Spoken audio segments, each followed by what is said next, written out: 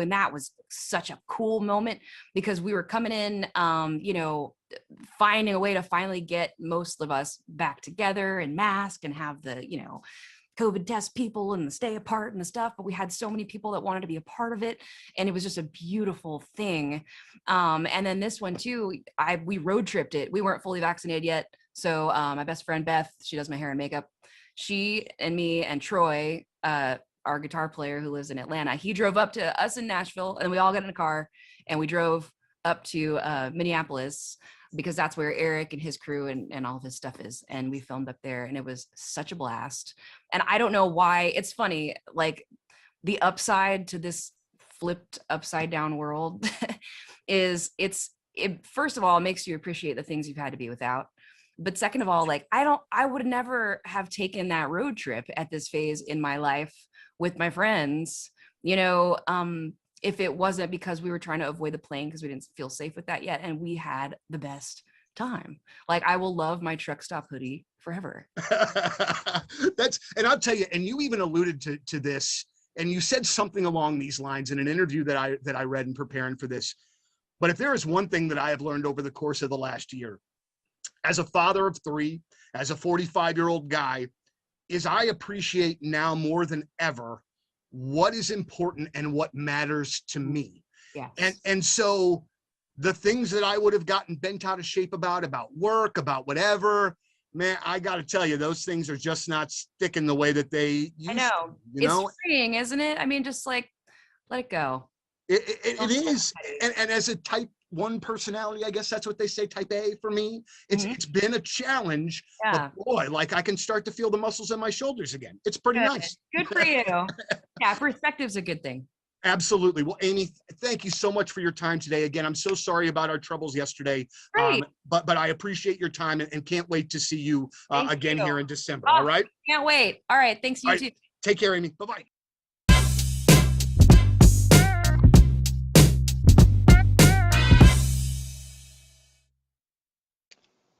Look, here we are, a Tuesday in St. Louis, Missouri, and I am joined by Luke from the Struts. Luke, how are you, man? Thank you very much for taking the time to join us today. How's it going? I'm doing really good. Thank you so much for having me. It's an honor to be back in your presence again.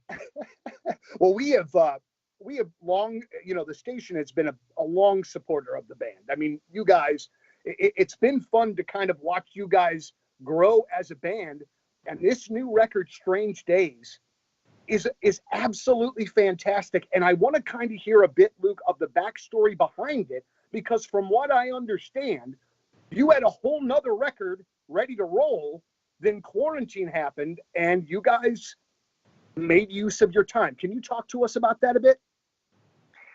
Yeah, that's basically what happened in short.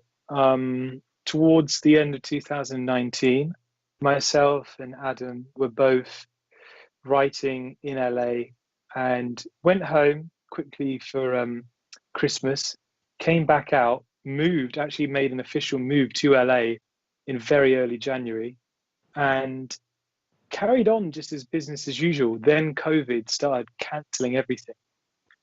So we had no tours. We had no shows. Everything was completely up in the air. So we decided, it was suggested to us, why don't we go into a studio and initially record maybe 3 or 4 songs just for the fans, forget everything else. And we had 10 days to do so. And I think we were just too excited because we walked out with an entire record, which was completely by accident. That's a great accident. That's a very fortunate accident. Did you guys just get on a writing spree or an idea spree? Is that just kind of how that happens? Essentially, yes. It was the perfect marriage between the excitement within the group and the manager, John, and a good solid... Good morning, everybody. Hey, let's land this plane that we call the week. Okay. Yeah, all right? Wow. Yes. Smooth landing. What are you doing? Are you moving I don't know. microphones around? I thought I was going to move the mic to the left today just to do Okay. something different, and that was not going to work out at all for how my head works. When you move your microphone, my microphone sways I know. around. I'm sorry, but That's fine. it's just I didn't build the studio. A little behind the scenes. A little behind the scenes here at the Riz Show. Enjoy, guys. Enjoy it. You have a good birthday yesterday? It was wonderful, dude. I got home. I had a red velvet cake from Le Bon Boucher, which was freaking amazing, and it said "Happy Birthday, Nerd" Oh yeah, I saw it. because my kids helped put it together. That's cute. I had let's see, yeah, man, it was a decent day. I got halfway through Severance last night before my wife was like, "I'm too tired. I can't finish this." But that was cool. It was right. cool to get Severance on my birthday. I wasn't sure if that was going to happen. Now, what by else? severance, you mean the... No. No, Adam Scott. I don't know if I was going to get some severance on my birthday. Show. Something A little innie and a special. little outie? Innie outie, yeah. What up? Any All outie, any outie, any. No, it was good, man. It was a birthday. I had a buddy that was watching the webcams yesterday when we were giving you your gift. It was a great 43rd. Yeah, okay, so we got the year you turned wrong. Fine. Yeah, we're sorry. 100% Scott's fault on that one. I know. He said, "Oh, that was some very thoughtful things that you guys got Moon yesterday." I said, "Yeah, learn put everything together. You're the birthday girl. I love a birthday. I know you do. You made a nice certificate, got the went to Trader Joe's, got the nice cake and all that stuff." And the guy goes, "Moon seemed more excited about the forks that were in the bag." Yeah. Well, what you don't understand is that is a rare commodity in this building. It's true. I mean, I understood. Yeah. Well, he goes, "You guys got him an awesome, like he's going to go on the field at Energizer Park and play soccer. He's a soccer guy." Right. And he was more enthused, on camera at least, about the forks that came in the bag so we could all eat the cake. Yeah. Really, was that? I'll have to watch that. My picnic stash. Well, it's a big deal. It's somebody that knows you too. So. What it says is I appreciate all gifts. Moon's a cutlery guy. the dude loves cutlery. I appreciate everything. I appreciate it It would all. have been that easy, I'm thrilled, man. Yeah, because I'm not a big birthday guy, so like anything is a bonus above and beyond. If you Plastic forks, if you sweet. miss one of my birthdays, just know that like I ain't hurt. It's okay. You know what I mean? And if you want to do something for my birthday, it's like, holy smokes, this is amazing. Thank you. That's so kind. It's so cool. It's like above and beyond. I think yesterday was just the right amount for you. Oh yeah? Yeah. Well, I thank even you. said it to Riz after the show. I was like, I think that was just the right amount of love that you want to have not on too your much. birthday. Not too Yeah. much. Just enough. Just enough. I was freaking thrilled. I went home and I was like, guys, do you know what I get to do? The Riz Show gang got me the freaking field. Like city field. It's Energizer Park. Yes, of course, but the field. I get to be on the field. That's a pretty special With thing. your pals. Yeah. Us. Yeah, it's gonna be exciting. Then possibly like a soccer star. We don't know. Mm-hmm. Depends on the day. I know Roman Berkey's hurt. He's still gonna be there scouting for sure. Which means he Scouting ain't doing you. nothing. Scouting for you. Scouting all of us. If he's hurt, that means he's not busy. He's got like a wrist injury, It's right? a broken hand or something. Hey, put this one glove on and let me take some shots. You'll be fine. Tough it out. You're a muggle. You're not a pro soccer player. He'll be fine. Yeah. He's used to He'll be fine, 100 mile per hour kicks. Yeah, go down to the field for a radio gonna lob hit a few at him, and let him- risk more injury. Yeah.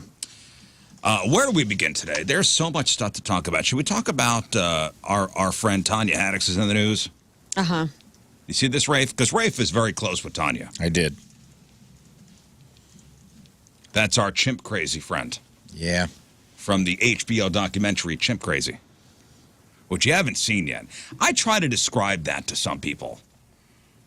If somebody says, hey, man, you got a good documentary to watch, and my first one is, have you seen Chimp Crazy? And to try to describe what that is to somebody, Yep. it does it no justice. No justice. You have to just send them. They have to trust you. You just have to send them that way. Exact same thing happened 2 weeks ago. A good friend from LA was like, "Hey, you were talking about TV on that last at that last show. What you're into?" And I was like, because he said something about a hammock, and I was like, "Whoa." Oh, And I talked about that. if anybody says hammock, and in the same breath as documentary, Yeah. you know what we're talking about. Exactly. So I thought he was talking about that, and I said, "Oh, you haven't seen that McAfee documentary? Oh, you got to watch it." So he watched that and texted me weeks later and goes, "Dude, I just watched the thing. Holy cow, I can't believe it." He was asking me questions, like follow-up, like, what happened to this guy? Have you seen the McAfee documentary, Learn? No, that's a no for me. Oh, no. Oh. It's compelling. Do you know what I'm talking about, Rafe? The John McAfee documentary? I don't. Oh. Yo, you got to watch that Oh, one. my. Where's this one at? Is this I Pat don't know. McAfee's Hang on. No. dad? Is the guy that invented the antivirus? antivirus. Yeah. It is? Yeah. Oh, okay. Oh, dude, I want you to, right now, I was doing that as a bit.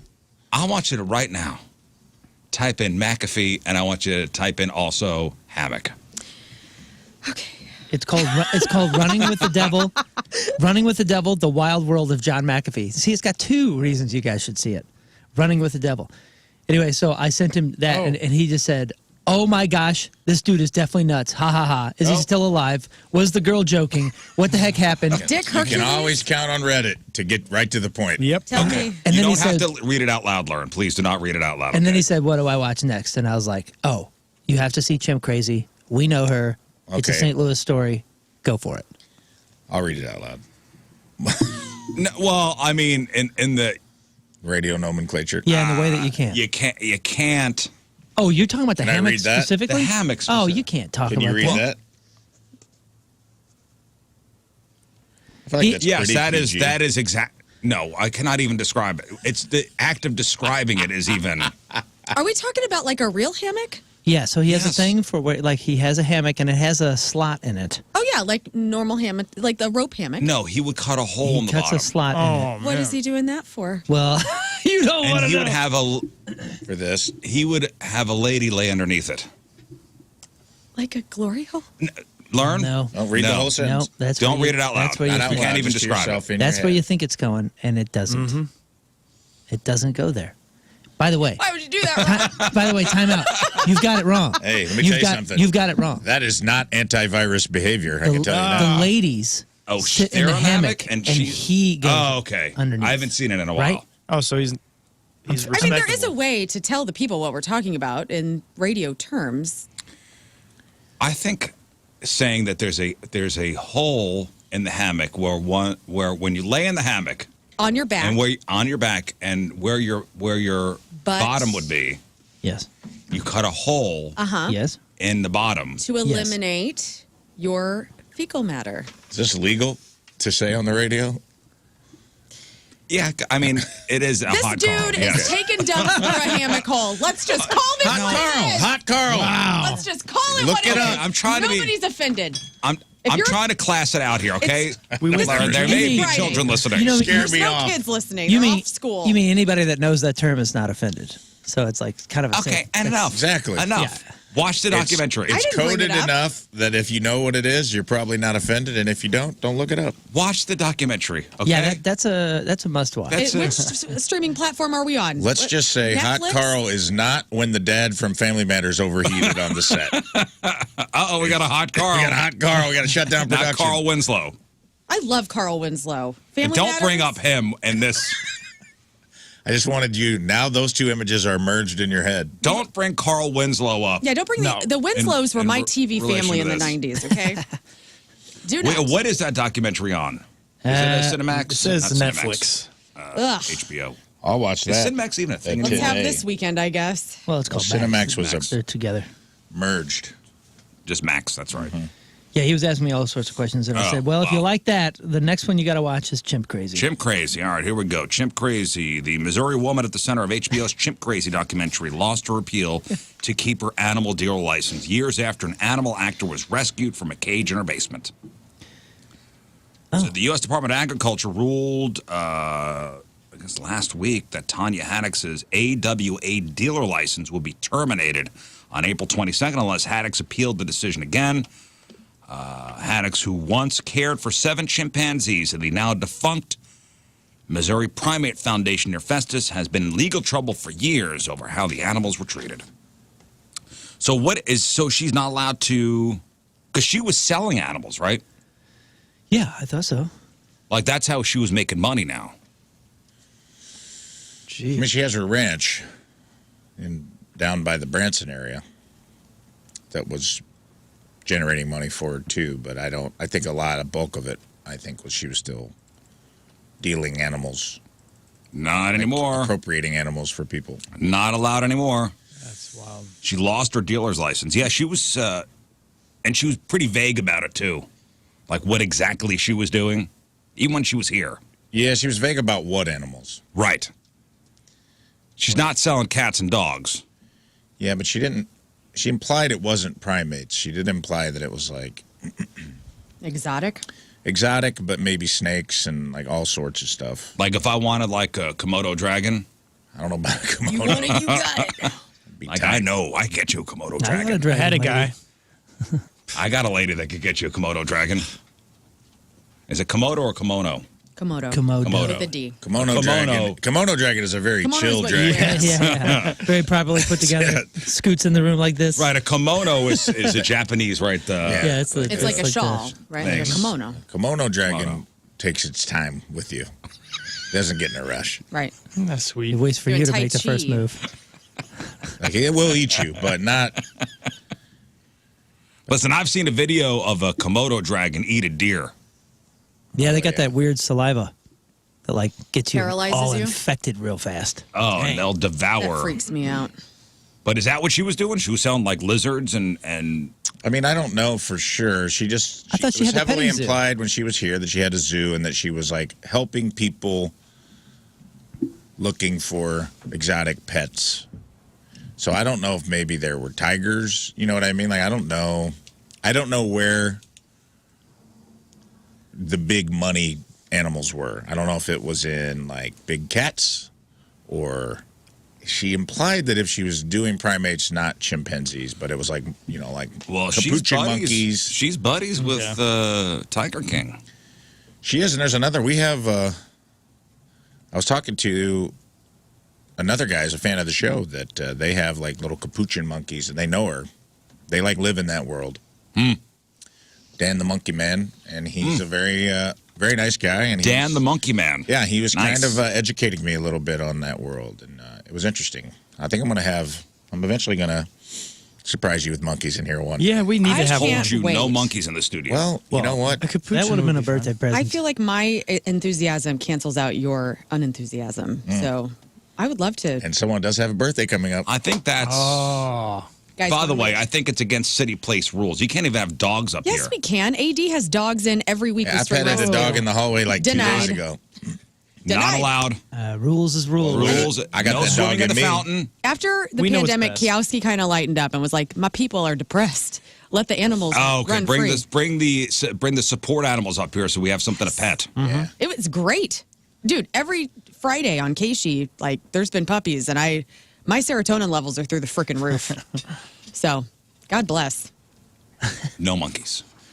Well, all right. So Tidy Haddock's lost her license. So there you go. okay. She can't apply for 2 years. It says. Bummer. Oh, she can reapply. It says under the ruling she would be barred from applying for a new license for at least 2 years. My question does it say anything about her husband in that article? No.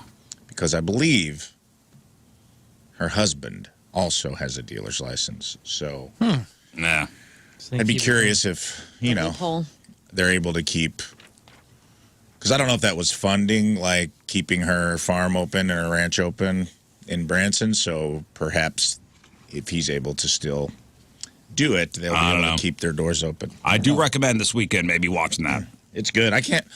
It was so popular that when people tell me they haven't seen it or haven't heard of it, I'm like dumbfounded. by it. Disappointed. Yeah. I'll talk to people in other cities. Yeah, it is one of those where you just assume the whole world has seen it. Yeah, because it wasn't just a St. Louis thing. That was like a big. Yeah, it was the next Tiger King. It was featured on Max for. I mean, it was the biggest thing in the world for like a month.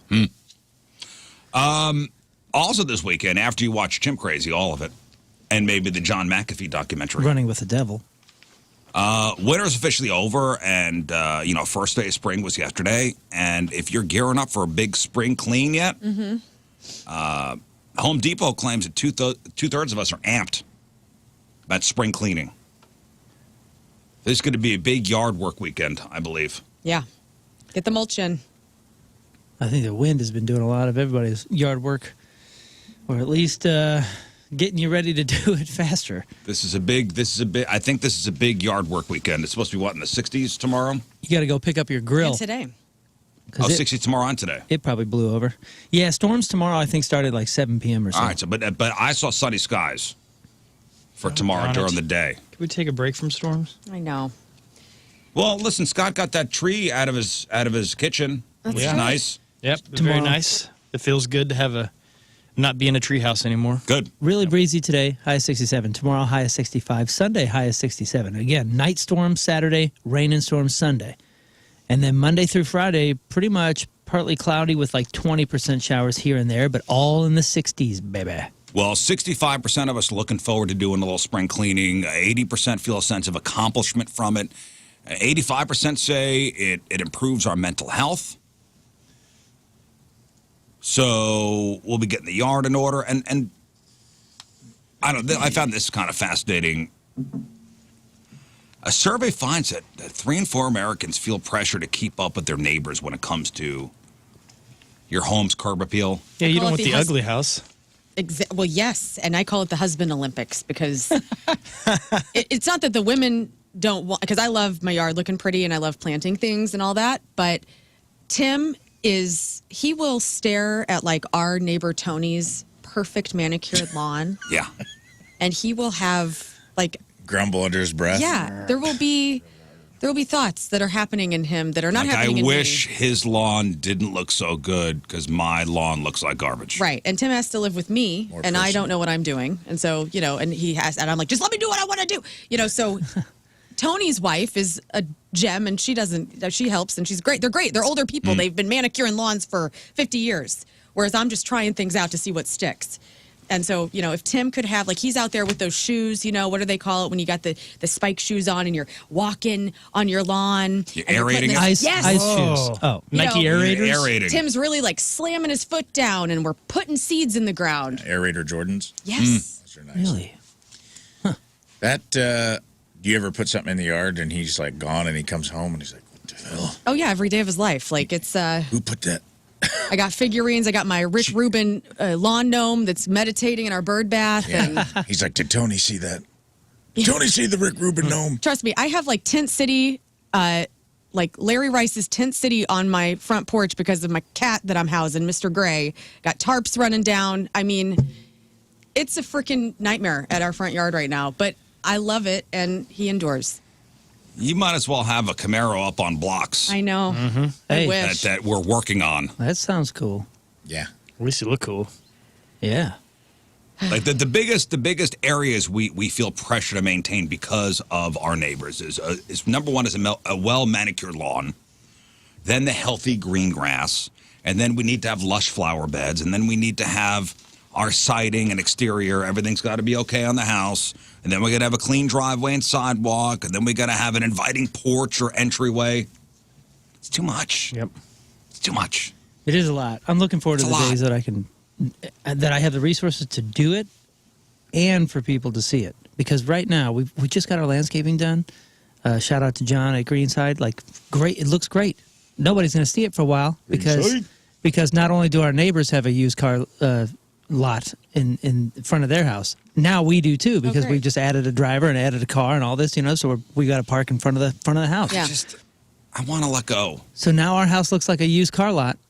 And you're not going to see the landscape. You're not going to see the work that's been going into the grass the last couple of years. I want to let go. I don't want to play this game. Well, I'm sorry. You've done this to yourself. I know, and I'm done. Nope. It's going to come back around where you're going to enjoy it. It's going to be a I good don't thing. think so. I never did enjoy it. I mean, it's going to The hell, come to a man? point where you start to enjoy it. Someday. We're not going to be the exception. I don't want to play the game anymore, Rafe. All right, well, don't, man. You're moving to Boca Raton. I Calm know, down. and that can't come soon enough. People enjoy it for a Can't reason. mow the beach. I know. You can comb it, though, Wow, man. with the big comb, like in Spaceballs. And that's great. I can't wait. Or a racially insensitive pick, like in Spaceballs. I do get mad when I see a neighbor, like my neighbor Jason's got a great looking lawn across the street. But doesn't Shout that out to inspire you? Jason. Yeah, aren't you? Aren't you? No, excited? I'm like, damn you, Jason. What? He makes the Got to neighborhood look get- good. But it's like your lawn is great, and the people across the street from me directly are great, and Tony next door, his lawn looks good, and I'm like, Look at the Rizzuto house. It's like sticks out like a sore thumb.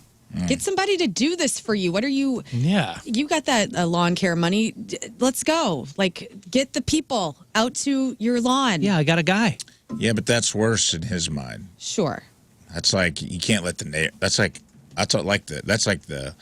the outdoor cuck chair, you know, like your neighbor's outside watching another guy manicure your lawn, and you're like, look at this guy. Might as well be sleeping with your wife, Look at right? Rizzuto. Yeah, I know. Look at Rizzuto. Yeah, do you pay somebody to take care of your wife too? Yeah, Right. exactly. You telling me Jason's out there doing That it is the himself? vibe. Jason's sitting on his porch. No, but him and his wife are out there like they'll tend to like the flowers, and they're always like doing things. He's He's got the probably a cool great grill. lover too, you know? I mean, there is something about a man that can like really trim up some things and like make it look great and doesn't complain. And like, he's probably an excellent lover to his wife. You think? Yeah. There's something You can about that. Like tell a they're gardener. very happy. God, that's great. They're out there doing things. People do stuff and seem to enjoy it. Yards by Jason. And everything like, you know, I'll tell the kids, I go outside and go pull weeds. And it's like a whole, Oh, we do that too. We got to pay him. come on, why do I got to pay you? Doesn't your stepdad keep a pretty nice lawn? Hell yeah. My mom's happy.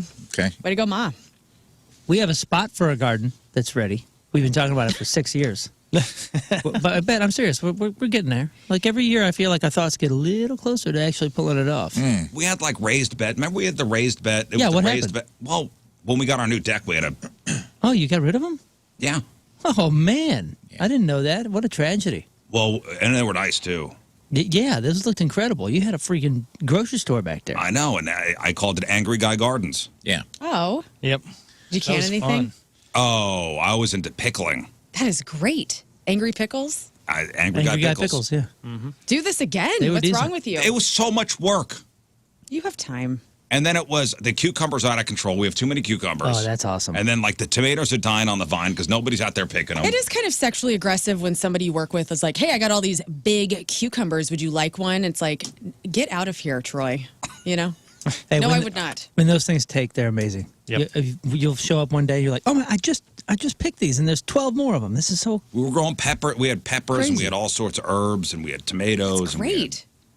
yeah, and when it was a fun Do this again with your year children. and a half, but then nobody was interested. Oh. And then it became, I guess I have to go outside and go pick all this stuff. I thought it'd be something we'd all do together. You thought wrong. You want to come over and help me? And just get No. me Yeah, started? the whole Yeah, you Google. guys should hang out. Yeah, share your expertise. Your green thumb on moon. Yeah, how about you do something in this relationship? Anyway. No. What else going on? Oh, I do have to warn people about this, and this is not good. This is not good. And whoever's doing this should go to hell. And by the way, these are my Friday leftover stories. These are stories that I didn't get to this week.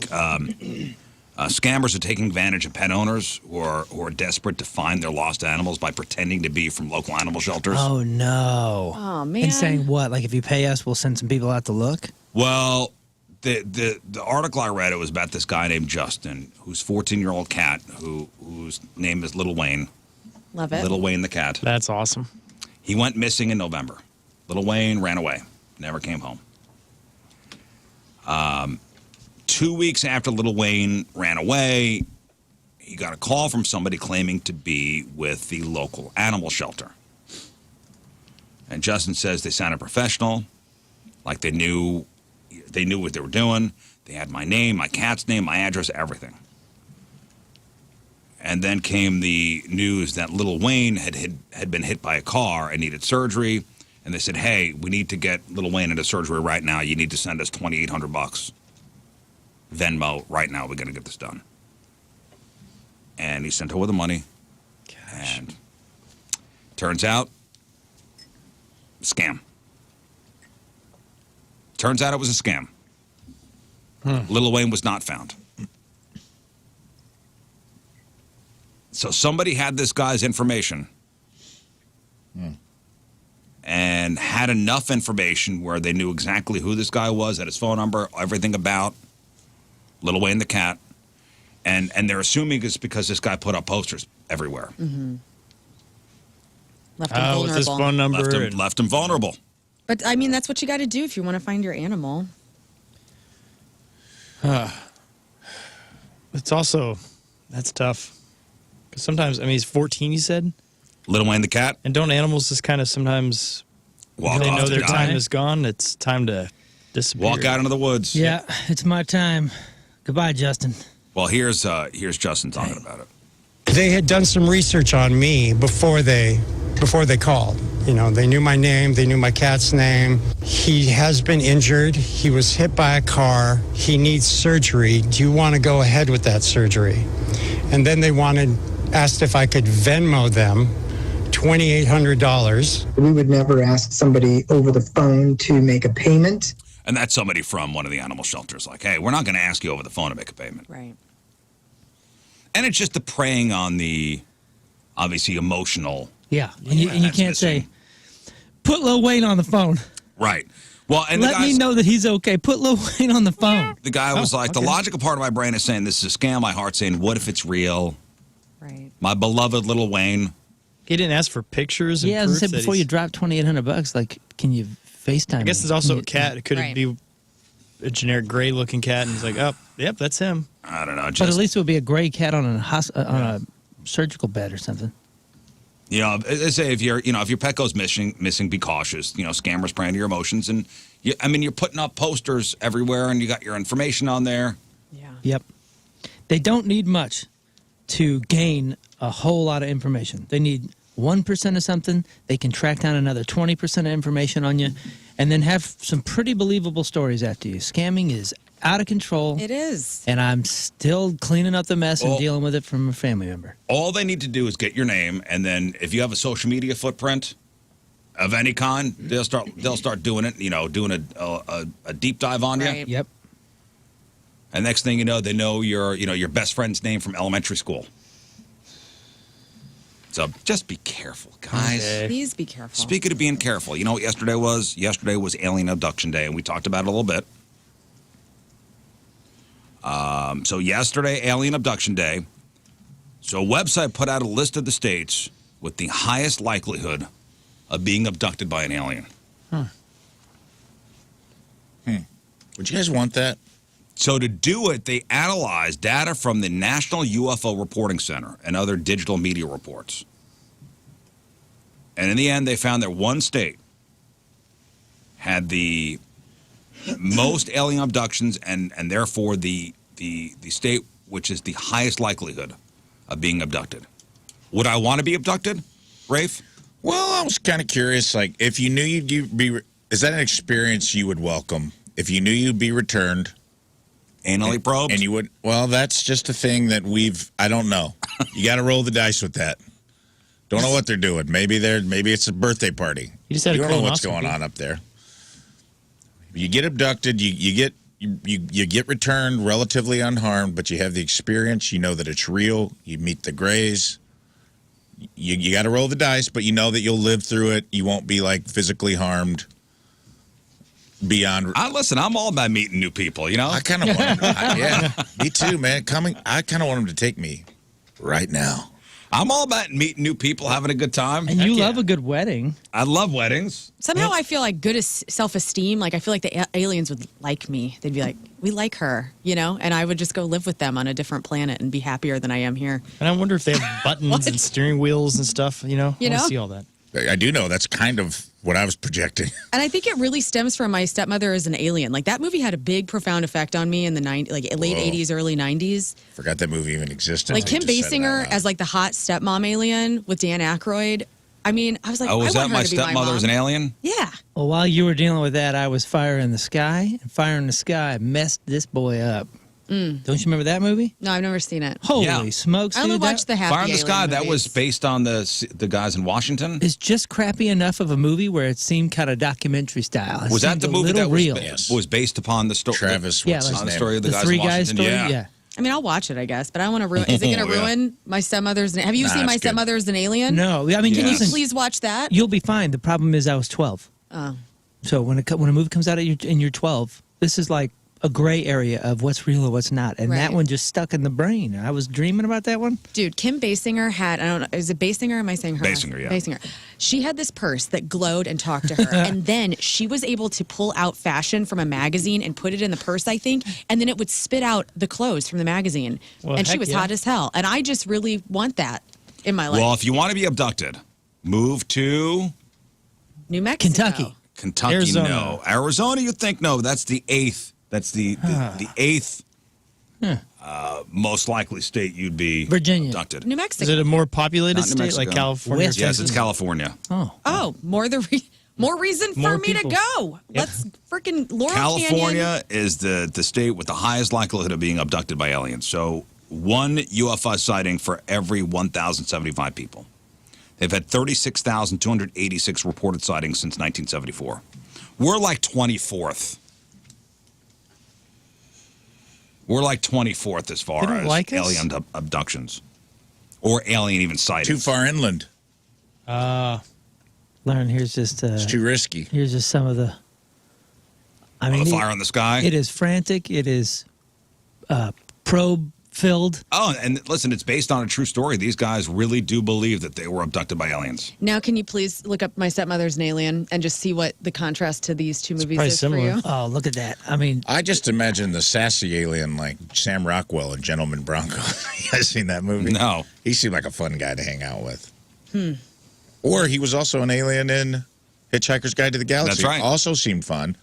yeah, that one did seem. And Ewoks are pretty cool. That'd be Or neat. the aliens in Galaxy Quest also seemed fun. Oh, Dan Aykroyd. I'm gonna have to. John watch this. Lovitz is in this movie and is so good. 1988. 1988. I gotta My see this. stepmother is an alien. This is such, if nobody's ever seen this movie who's listening, please watch it. Okay. Let me put on some audio here. Yes. There we go. Fun for the whole family, by the way. Some sexual undertones, but it'll be fine.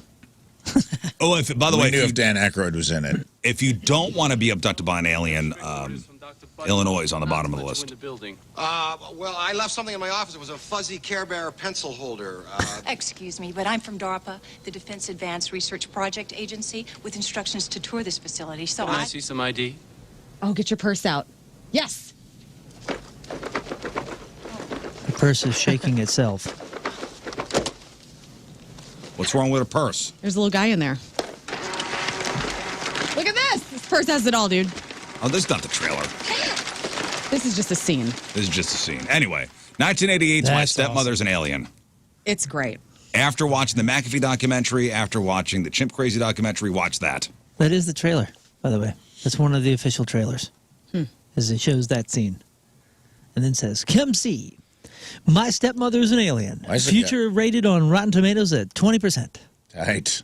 The odds of being abducted by an alien in the United States is approximately 1 in 1,834, Okay, not bad. which is Yeah. 0.05%. That's so. getting better. We have what, 2,000 Team Riz members? I mean, one of them, one of you guys chime What? in. Oh, Statistically, of course. at least one Team Riz member has been probed. I think Uncle Ken Cruz is probably the Ken, one. check it in. Uncle Ken, we love you. Bleep, blop. Tell us about what happened. For sure has. Dude, what a wild cast. Allison Hannigan is one of the kids? Yeah, she's Dan Aykroyd's kid. No way. Harry Seth Shearer's Green a is in it? voice. Seth Green is in it? I don't remember that. Yeah. That's crazy. Kim Basinger, by the way, like, Plays the purse. she always plays some, like, interesting character, like, just an interesting version of the characters. Have you guys seen the original Batman recently? The Nicholson Batman? Yes. The way that she plays her character is Vicky Vale? really freaking weird. Ooh, Vicky It's Vale. really weird. She makes the movie twice as weird as it already is. She was hair goals for me my whole life, you know? Yeah, I mean, stunning. Stunning. She's got this, like, strange, like, stoicness to her. Yeah, to her Swedish look, too. looking or something. I don't know. This is a story of a widow who's fighting with her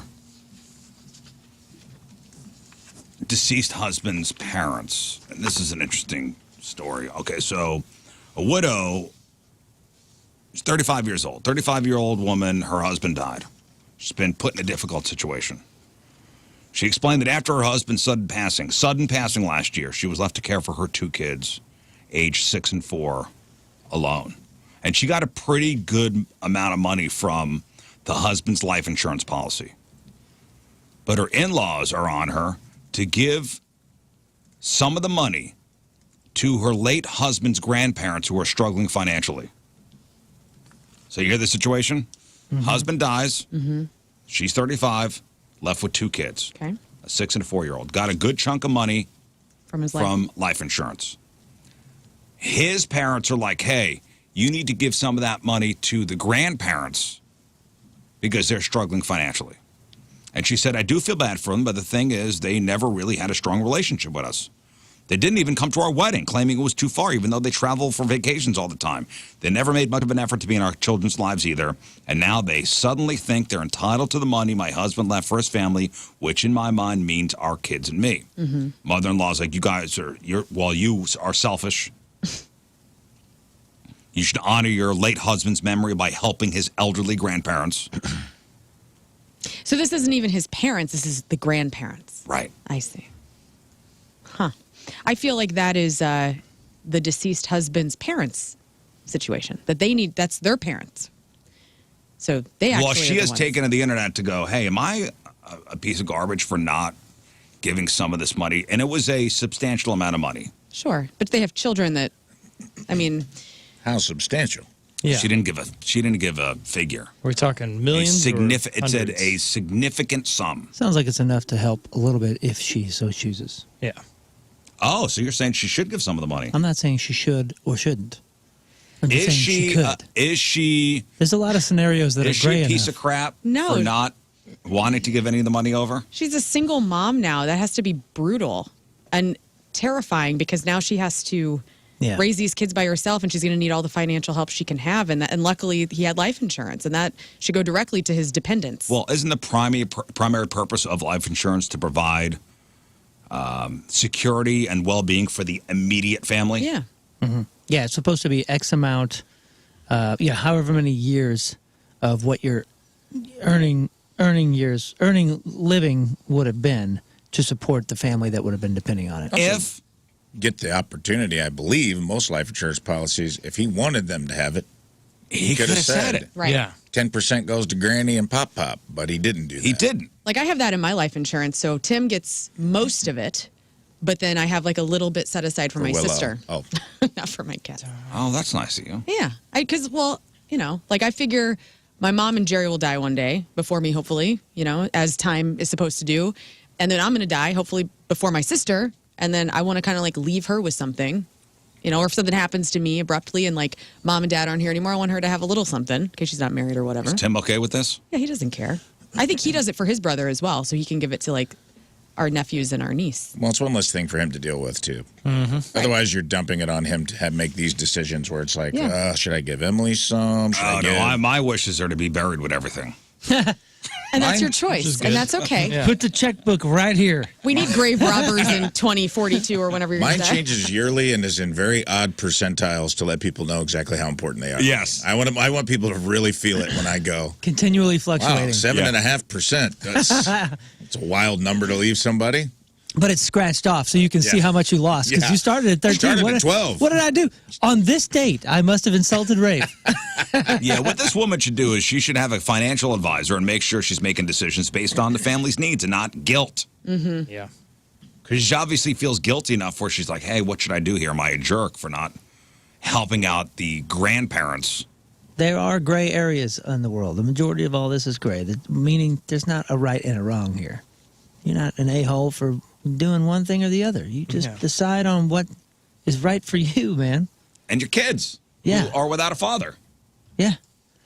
If you choose to bless those folks, then that's what you chose to do. It's just wild that, once somebody dies, the hands come out. I know. That's the other issue would be, it's like winning the lottery, kind of. Like all these relatives come out of the woodwork. Was he supporting them before he died? It sounds that like would be no. my question, because I'm like, to me, life insurance money is to support the people you were supporting before your untimely demise, right? That's what we're paying. That's the insurance aspect of this is, hey, if I pass away, I don't want my spouse or my kids or my nieces and nephews, whoever you're financially supporting when you die, is who that money is for. And they calculate It's not a windfall for everybody in your family. And these kids are young. The kids are young. They just gone through a tragedy. And now you're putting this on the widow, by the way. And these kids are 6 and 4 years old. You don't know what down the road you're going to need that money for eventually. Yeah. And usually when you're getting it and you're getting the policy, you're mathing out whatever it is, 10 years. I forget what the number is, but it's like 10 years of what your income would have been. So it can supply at least 10 years of maintaining the same lifestyle. Yeah. Yes, of you not disappearing financially. Or whatever it is. I don't know if it's 5 years or 10 years or whatever it is, but that's how it's calculated, and then they calculate your premium based on that. I don't know. And who knows how old the grandparents are? They're going to be around forever. They're not going to be around forever. But also, who's to say that had he known that they were struggling, if he had come into this money, that he wouldn't have taken care of them? So again, there's a lot of details that we don't know, and this is not a right or wrong. You're not an a-hole one way or the other. Yeah, but if he'd have come into this money alive, he'd still be earning for the family, too. You know what I mean? Like, True. You have to factor that in of, like, he's no longer there earning. Now she's raising these kids alone. It feels like a lottery grab. It feels like when people come out of the woodwork to be like, that's why people are anonymous lottery winners, is to keep people from doing this. From that, yeah. Yeah, I think also you could just start buying your grandparents, instead of giving them money, just get them passes to go parasailing and just hope they perish. Things, take care of itself. How about you just get happy that you got grandparents? Because some of us haven't had those since the 90s. Come on, man. Anytime I meet somebody my age and they're like, oh, my grandpa, my grandma, I'm like, holy smokes, that's cool. Good for you. And that's a congratulations. That's where that came from. Today, by the way, is a National Single Parent Day. It is National Single Parent Day. And there's a list online of unpopular parenting opinions that people stand by no matter what anybody says. Because single parents don't have time for your thoughts. So these are unpopular parenting opinions that people stand by no matter what anyone says. Kids not yet in high school don't need to have smartphones. I'm with you there. Who says that? People. Professionals. Kids not yet in high school do not need to have. They don't need to. I guess nobody really needs to. But can you imagine a middle school kid now not having a smartphone? You'd be outcast. Yeah, maybe. It's a strange balancing act, but like the data is starting to roll in, and it's not in favor of the cell phones. It's okay to negotiate with your kids, unless they're terrorists. I don't know. Negotiating with the kids, that's another gray area of like, I'm still a parent here. When I say goes. Time does not always go too fast. The newborn stage doesn't go by fast enough. Don't kid yourself. We're all miserable. We're all miserable during this stage. Again, these are unpopular parenting takes. Doing everything for your kid is doing them a huge disservice. Let them make mistakes. Let them learn to fend for themselves, socially, emotionally. I got my kids out hunting for their own food now. Let them fend for themselves. That's right. Yeah. If they miss, they starve. That's on you, buddy. That's your mistake. But I'm 6. That's all right. Gotta learn sometime. You'll be fine. If it's not a school night, kids can stay up late if they want to, as long as they're quiet and not making a mess. Don't tell kids they can literally be anything. Just teach them hard work and develop their talents and interests. I think that's a pretty good one. My dad's lesson with that was always like, hey, man, I wanted to be a submariner, but I'm 6'4". I can't be a submariner. They won't let me in a boat. You don't get to dream unreasonable dreams. Yeah, it's never going to happen. What? He was always like, message. he's like, you can be whatever you want within reason, but you can't be whatever you want. That's not true. He It's goes, not true. Son, Oh, man. you're in 8th grade and you're 5'2". I don't think you're going to be a professional basketball player no matter how hard you try. I'd give anything to have Imogene Colvin back in my life. My grandma, who just the basis for unconditional love in my entire family, everything, and it wasn't to the point where she was inflating me to be an a-hole. It was like, you're amazing. Just keep going. Like it was and she's been gone since 2011, and like, you know, that love wears off, that memory wears off, and it's like, dude, if I had her back in my life right now, I'd be president. Like, she just completely laid the groundwork for me to have all the confidence in the world. And like, you have to have at least one person in your life. Could be a mentor, could be a teacher, or like a grandparent, or maybe your mom. To be a cheerleader for every single thing? Yeah, to just like love you so much Well, and be of like, course, you are that's nice, incredible. but- You can but do it all. There are unreasonable, like, right now, I could never be a shortstop for the New York Yankees. You could be whatever you want to be. Imogene would tell no, you otherwise. Can't. You guys got to I figure can't- it She out. would Like, lift I you think you up. guys were wrong because you could figure out ways. Like, your dad obviously could have been a submariner. He could have just turned sideways You and changed worked this, out perfect. You changed the game, dude. You got like Imogen gave me the confidence. Like you want it, you got it. Like she was Big Terry before that even existed. Like go get you some, you know. And it was blind confidence. It was like, yeah, I'm awesome. I can do it. And that helped me so How much. about just in my teach life. them to work hard and Yeah. Well, that develop too. talents and interests, and it'll open up a lot of doors for you. It's just good to have that one person, though. Yeah, just one if you person. can get it. Because there's plenty of people out there going to tell you can't. Right. We're surrounded by people that'll, Oh It'll yeah. know you to death. yeah. I'm so There's a dude grateful named for Les that. Brown I like that's fired his brother from working for him because his brother like questioned something. He goes, hey, man, I got plenty of people telling me I can't. I'm not going to pay somebody to be in my inner circle to tell me that. He's like, your job's to tell me I can do it. So it is good to have that, as long as it's not debilitating. Because it can be the recipe for an a-hole if it's the wrong. For sure. Where it's like, Wesley never does anything wrong. Like, Wesley just carjacked someone. Not my Wesley. And I'm like, no, it was your Wesley. You Well, gotta. You did tell Wesley he could do anything. Well, there's one thing on this. It's like, don't praise kids for small tasks. Don't praise kids for small tasks. And I think they mean by that, okay, so we got a friend who just everything the kid does. He's like, did you see what she did? I go, yeah, she said thank you. Mm-hmm. She's so sweet, isn't she? She just said thank you. It's a normal thing that a kid should do. You don't have to heap praise in every little thing the kid does. For God's sakes. But is that positive reinforcement to get them to continue to But do it's the nice too thing? much. Can you say thank you for saying that, kiddo? There's so many rules for parents. What I do you can't think the deal. fallout from that is? Just having like a kid who thinks the bare minimum is something they should be exalted for? No, I think it's a kid that grows up to go, well, why am I not being praised for every single thing that I do? Only For does sure. things for rewards. Oh. Like I showed up for work on time. Why do I not get praised for that? I don't know. It's your job. Like that's. I don't think that's the basis of just that, though. I think there's other things that come into that.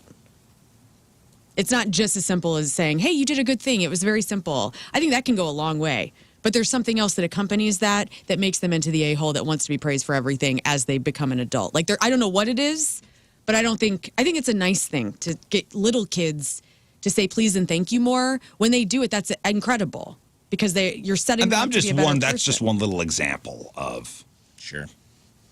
of what is praise for every single thing this kid does. Okay, great. Your kid is awesome. Okay. So Jeff Foxworthy, joke when he's like, everybody has those parents in the family. They're so proud of their kids, and they're like, little Johnny's out in the field going, airplane, look, airplane. And they go, did you hear that? He just said airplane. He goes, well, by God, the kid's 14 years old. He's going on about how these are the jackass parents. We had some folks, not in the family, kind of indirectly in the family, that everybody actually had a code for because their parenting was so intense, so out of the circle. And they were like uber praisers, and and it was so interesting, and so much in fact that everybody in the family had code words from when they were coming, or they would start talking about parenting and telling everybody how to parent. Right. And they had a code where they would say Mustang run, and that meant everybody just get out of here. Oh my. Well, Get outta here. it's when we're around these people and they're heaping praise on their kids so much and they don't see us doing it. You know what I mean? Their kid or your kids? When They they're see you not heaping praise upon also on my their kids child or yours? Yeah, my kids. It's weird. Is that what bothers you? In a way, yeah. Do you feel like they're trying to out-parent you? Yes. Oh, okay. Because everything's a competition. Right. Everything's a competition, guys. I'm trying to keep up with the law now. I'm trying to keep up as a parent. It's a lot. What am I empathy doing? for you all that are parents? One thing at a time. me. That's an empty nest, empty nester's job. That's what I'm looking forward to. I'm not looking forward to having an empty nest, but when the time comes when there's not kids in the house, I'm not going to know what to do with myself. I've had kids in the house since I was freaking 17 years old. So when that happens, my lawn is going to get babied, baby. Maybe. It's coming someday. That garden is going to happen. Oh, it's gonna. Well, you just wait and see. I'll have every herb and spice possible. And another thing, this Okay, this list was like, as parents, we should allow our kids to be bored sometimes. Mm-hmm. Even if it means a 3-hour car ride with no electronics. And I think nowadays they'll throw the tablet at the kid just to shut him up so you can get some peace and quiet. Right. Yeah. And the consequences of that are a kid doesn't know how to be bored. Yeah. I saw a teacher talking recently in the news about how kids are not able to just be bored in class. You know, like if there's downtime, the phones are immediately out, or they have to constantly be digesting something like content. And, you know, that's going to be interesting here in the next 20 years to see these kids grow up and have that attention span that's so quick. It's going to be weird. Also think of a restaurant. Whenever somebody, if you're just with one other person, they go to the bathroom, how fast it is that your phone comes out. Oh, yeah. Yeah. That's Kids so true. may never experience that moment of like, oh, I'll just play with the sugar packet while I wait. Right. I mean, we're all doing it. We're all doing it, yeah. We're all not processing emotion, be alone with our own boredom and our own thoughts. Like, we pick them. I mean, I do it. Well, I mean, I think Louis C.K. had a bit about that where he's like, you can't just like sit in your car and be sad anymore. You got to pick up and be like, I'm going to text so-and-so. And he's like, and then as soon as someone you deem more important, you text like 9 people and one person gets back to you and you start texting with that person, but then someone that you deem more important texts you and you immediately cast away the person that is texting you because you'd rather talk to this person. He's like, it's a constant like filling of the void. Well, and this is, speaking of parenting, this is coming around again, this discussion. It's parents are not allowing sleepovers anymore. Why? Why do you think? Parents are not allowing their kids to sleep over. Now, when we were younger. Pedo fear.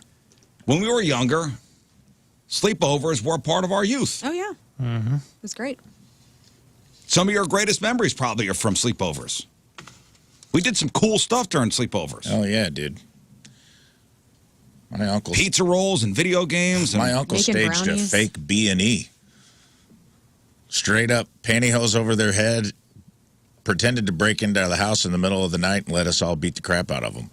And that's amazing. A memory for life. It was, it could have traumatizing. It could have taken a turn. I'm not going to lie to you. But it was pretty Quite cool. Traumatizing. It was actually, they played it perfectly. Like, there's about 9 or 10 little kids, little 10-year-olds, 2 guys, like, they gave us the Home Alone experience. You know, like, they pretended to break into houses a stretch.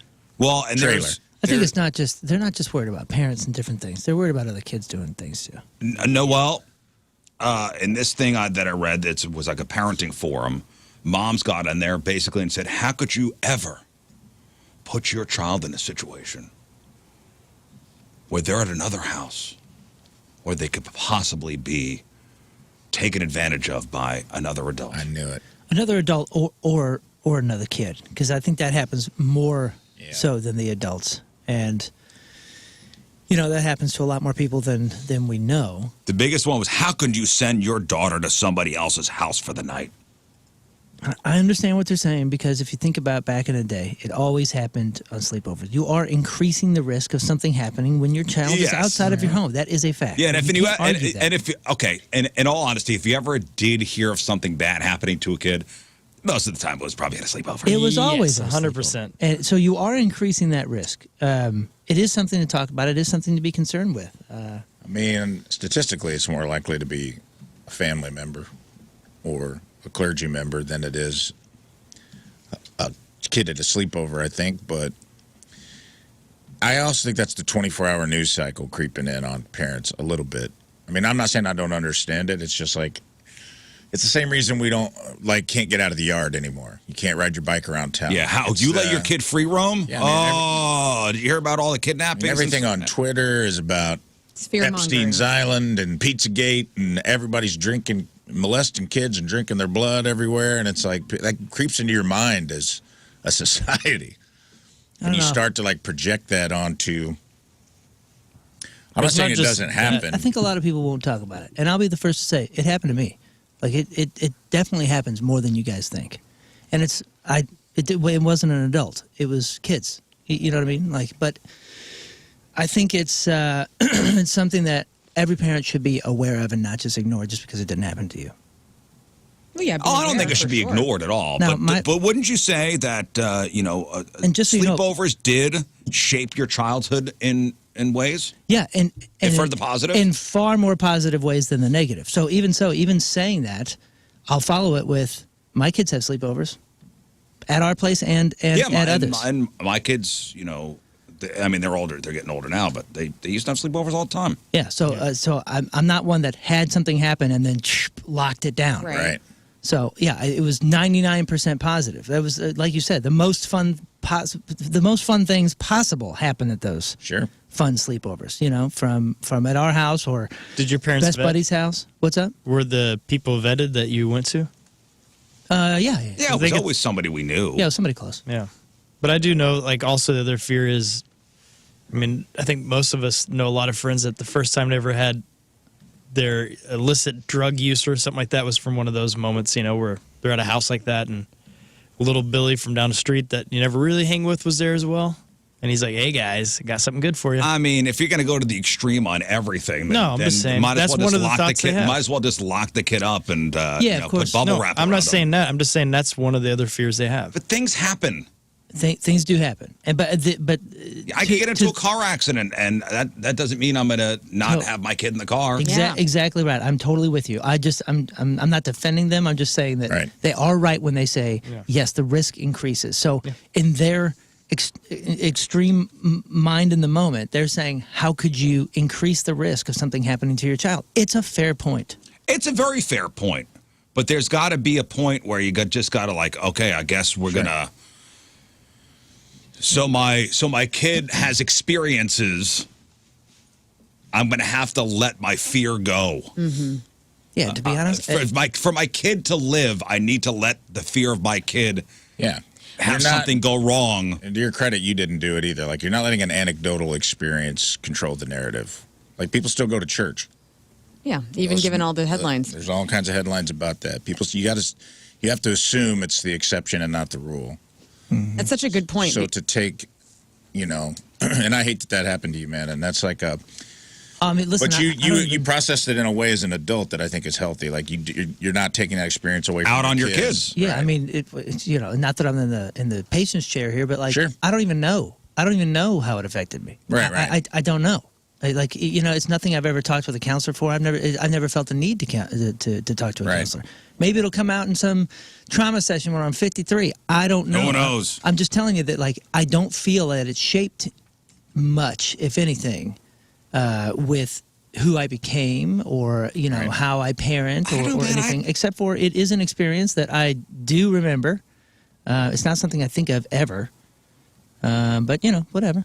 There were some cool experiences that I had. Yeah. At sleepovers. And I'm not being Fun. dismissive. Well, normally parents vet the family well. My best friend her daughter is just now getting into her sleepover stage. I think she's 7 or 8, and it's exciting and but she knows the parents well. How are you going to vet? Are you going to do a full background check? Well, no, but this is another family that they hang out with pretty constantly. Before Thatcher stays over, I need thumbprints. No, she always asks before her kids go. She's a trauma nurse. Before her kids go to any home, she's like, do you have guns in this house? And if they do, she's like, are they properly locked up? That is always the preliminary question when going to a new home. She's very much, she sees the effects of kids having. Oh, not at my house then. We just got everything laid out. And also they would never come to your home. Everything laid out. Sleepovers are also the only place that you can ever find Jolt Cola. Yeah. Well, that's true too. Oh yeah, They're only at those. I bombed some Surge 2 liters. Somebody made a great point on the text that said King is over here asking if people were vetted, yet his babysitter was killed for being a creep. Exactly. Yeah, see? I mean, I forgot about that. yeah. No, 100%. I mean, you do need to look into things. It's also cool to see how other families operate. That's what I always found fascinating about going to somebody's yeah. house, either For better or for worse. for better or for worse, especially in a sleepover situation. Yeah. Just to see how another you find family out, operates. The other dude. side Find out. lives. Yeah. You find out your family's weird. You're right. Totally weird. My brother and I just had that conversation with my mother. Like, it was like sleepovers and hanging out or going to like events or something with another family. And you realize, like, wait a second. Yeah. You guys don't do this like this? This isn't the standard on the planet? My parents are freaking strange, man. I love you, Mom. It's just, yes, there's a good balance of being diligent and like making sure that your kid is safe, but letting them have experiences too. Remember Jeff used to not let his kid play on the front lawn because he was afraid she was going to get murdered? Yeah. He thought she was going to get taken. It was a dangerous front lawn, though. You're in Eureka. It's a great town. I mean, that was a fear. That was legit. They were not allowed to play in the front yard. Yeah, interesting. I mean, we all do it differently. We all have our fears. We all have our chills in different places.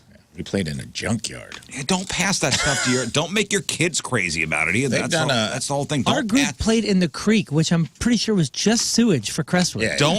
Don't put your neurotic crap on your kids. Well, there's a study. I think it might have been in Great Britain. I think I might have talked about this before. I'll keep it brief, but it was basically like perception versus reality of like these. They followed the small town of like through 3 generations, and they did the radius of play for kids of like how far they were allowed to go. And like the first generation, it was miles. They could go for miles, ride their bikes for miles, go play out in the country, ride to the next town over. By the next generation, 24-hour news cycle, we start seeing all the kidnapping, the satanic panic of the 80s shrunk a little bit. Yeah. It was like 10 blocks. And then by Gen Z, circle got smaller and smaller and smaller. And then it was the yard. And statistically, crime didn't change. Like, they're like, over time, nothing changed in this area. There wasn't higher crime. There wasn't a higher murder rate. There wasn't a higher kidnapping rate. It was just the perception from watching getting inundated by like fear and panic. Right. Because that's what sells. It started to change like parental perception of how safe the world was. It's 10 o'clock. Kind of wild. Do you know where your children are? Exactly. Yeah, I would just take it back with how could you send your kid to somebody else's house for the night? I mean, are you a parent who like sits in a chair outside the room? Heck yeah. Like when they sleep? Which is equally terrifying. We don't do sleepovers. I don't know. There's a lot of fun stuff. You light your first fart. That's right. Yeah, You ain't just lighting farts at home alone. Yeah, who do you think is going to teach you that? It's one random friend, That's one right. random There's night. things that must be learned. You're going to get your hands stuck in hot water. You're going to get shaving cream for the first time. You don't play Bloody Mary at home by yourself. You get dared into it. That's where I at a learned how to use a sleepover. toaster oven. Yeah. You're gonna lift yourself up light as a feather, stiff as a board? I don't think so. No. You get to play I don't midnight think so. soccer. Ouija board alone? I don't think so. That's some other kid who tapes a boot knife to their leg is going to get you onto a Ouija board. I always found it was fun during a sleepover if there's a group of you to go outside. Yeah. At an hour you normally wouldn't go outside. Oh, yeah. That was the the best best. part. Like 9:30, 10 o'clock. And you kind of plan it. You're like, guys, at 1, we're going to go outside at 1 a.m. Yeah. Right, playing flashlight tag. Yeah. We'd walk up to get donuts at like 4 a.m. Right. It was great. Because it's a boundary testing thing, right? It's safety in numbers. And also It's just a pack mentality. You're and making memories. It's Oh, also man. learning how to survive in a social, it's like a social, it's outside of the familial bond. You're learning to survive in like social hierarchy. I listen, if that's being taken away from kids, it makes me sad. It is sad. Even stuff that you wouldn't think. I mean, I remember going like church lock-ins that I was like, Oh, this yeah. is pretty rad. Oh, it was so fun. Just see, like my friend's dad was a preacher, and he's like, "Yeah, I want to come to the Baptist church lock-in." I'm like, "I'm good." And he's like, it's pretty fun. And you go and you play like Mario 3 all night. They have like Nintendos hooked up all over the place. And I'm like, turn the lights off to capture the flag at 4 man, in the dude, morning. it's pretty cool. The lock-in? Oh my gosh. I tried to do one once, and I was like, I'm out. But it's I left. You're staying up late, man. You're trying to, first time that you fight it and you stay up till the sun comes up, and you're like, hell yeah, ride the lightning, dude. I'm a different person now. I'm with my friends. That's cool. Hopped up on Mountain Dew. This is the greatest. Yeah, you're chugging Mountain Dew at 2 a.m. unsupervised. Did you ever do a lock-in? We tried one once at our church. I think I did one time. Yeah, like long. I don't remember much of it. But It was the youth group asked me to, hey, do you want to do this? Oh, man. You looked forward to it all year. Like that was... Well, I wasn't part of the youth group, and they asked if I wanted to do it, and I'm like, okay. So good. It is awesome, except they timeshare you at the end. When you wake up Sunday morning and you find out you got to go to service, you're like, I'm going to crack down on Mountain Dew, dude. I've been playing video games all night. I don't need... That's hilarious. And now we're going to go to service? No. Yeah. And you wake up like, oh, biscuits and gravy. This is pretty cool, man. It's one of the best nights of my life. And they're like, all right, line up. It's time for a 2-hour mass monologue from the preacher. And you're like, man, I'm cracked out of my mind, dude. I'm ready to go to bed. All right. It's amazing. Let's do this. And it's brought to us by Hot Shot Sports Bar and Grill, the official sports bar of the Riz Show and home to St. Louis sports fans since 1990. From St. Clair, Missouri, Stacy Odom is our member of the day. Stacy awesome. Has been a Riz evangelist since 2013, and the Riz Show has always helped her start the morning off right with a laugh. Loves all the jokes and games that are played along with the banter and shared amongst the crew. Stacy loves everything that we all bring to the show, everybody's unique personalities, and I appreciate you, Stacy. Stacy Odom from St. Clair is our Team Riz member of the day. Get super sweet Team Riz member of the day soccer jersey. Get yourself signed up 1057thepoint.com/Team Riz. All right, we'll take our first break in the morning. We'll come back with crap on celebrities. It is 7:16. Friday, traffic and weather. Moon coming at you. Traffic is brought to you by Golden Oak Lending. Do you need extra cash? Golden Oak Lending can convert your home's equity into cash in as little as 14 days. Let Golden Oak Lending cure your blues. The highways are clear. Your point forecast very windy today. High of 67. Right now it's 47 at the Point Studio.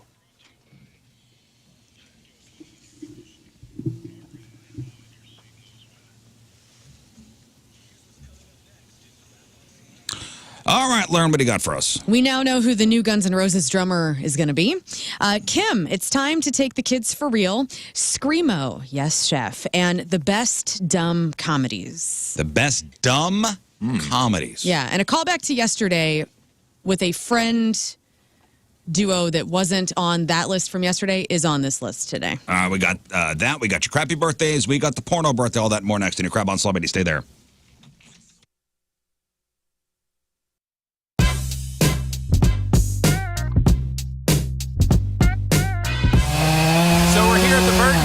All right, we're here at the Burton House in Eureka, and I've been talking on the air about how they want to get rid of this almost 100-foot tree, 110-foot tree, something like that. My tree guy, Tom, he's almost 77. He's cutting the sucker down with our buddy Ryan. And I got my friend Brad over here helping out. So we're hoping it falls that way, and not that way, or that way, or that way. And I asked him, is it going to go that way? And his wisdom. Fence and Deck celebrating 57 years in business. They have been one of St. Louis's top names in home improvement with a commitment to quality and professionalism first in every single thing they do. Again, they've been around for 57 years, locally owned and operated. They are a great company. That's why they've been around for so long, and I can attest to the work they do. The fence in my backyard is courtesy of Chesterfield Fence and Deck. The deck in my backyard is courtesy of Chesterfield Fence and Deck. We could not be happier with the work they did. And we have, a beautiful Vecca deck. The Vecca decking, the vinyl decking is the strongest deck in the industry. They matched the color to my house perfectly. They do fences and decks and screen rooms and custom sunrooms, patios, retaining walls, and windows. A-plus rating with the Better Business Bureau. All the products are guaranteed by a 5-year labor warranty. And if you mention the Riz Show this month, you get 20% off your next installed outdoor project. It's Chesterfield Fence and Deck online at chesterfieldfence.com. After all, who doesn't want a bigger deck?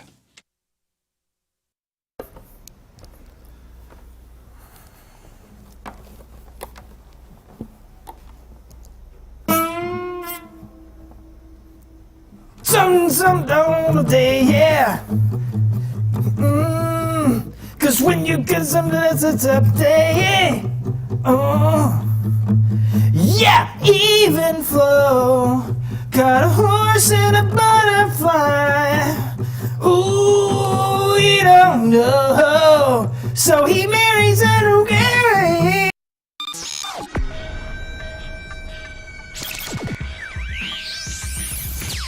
All right, it's Riz, it's Jeff Burton backstage at Point Fest with Eric and Jeff from Stone Temple Pilots. All right, how you doing today? Good, how are you? You seem like you're like a morning radio show where you're all A amped lot up of- on caffeine. Did you know I do a morning radio show? do? Yeah. All right. And a lot of cocaine. Yeah.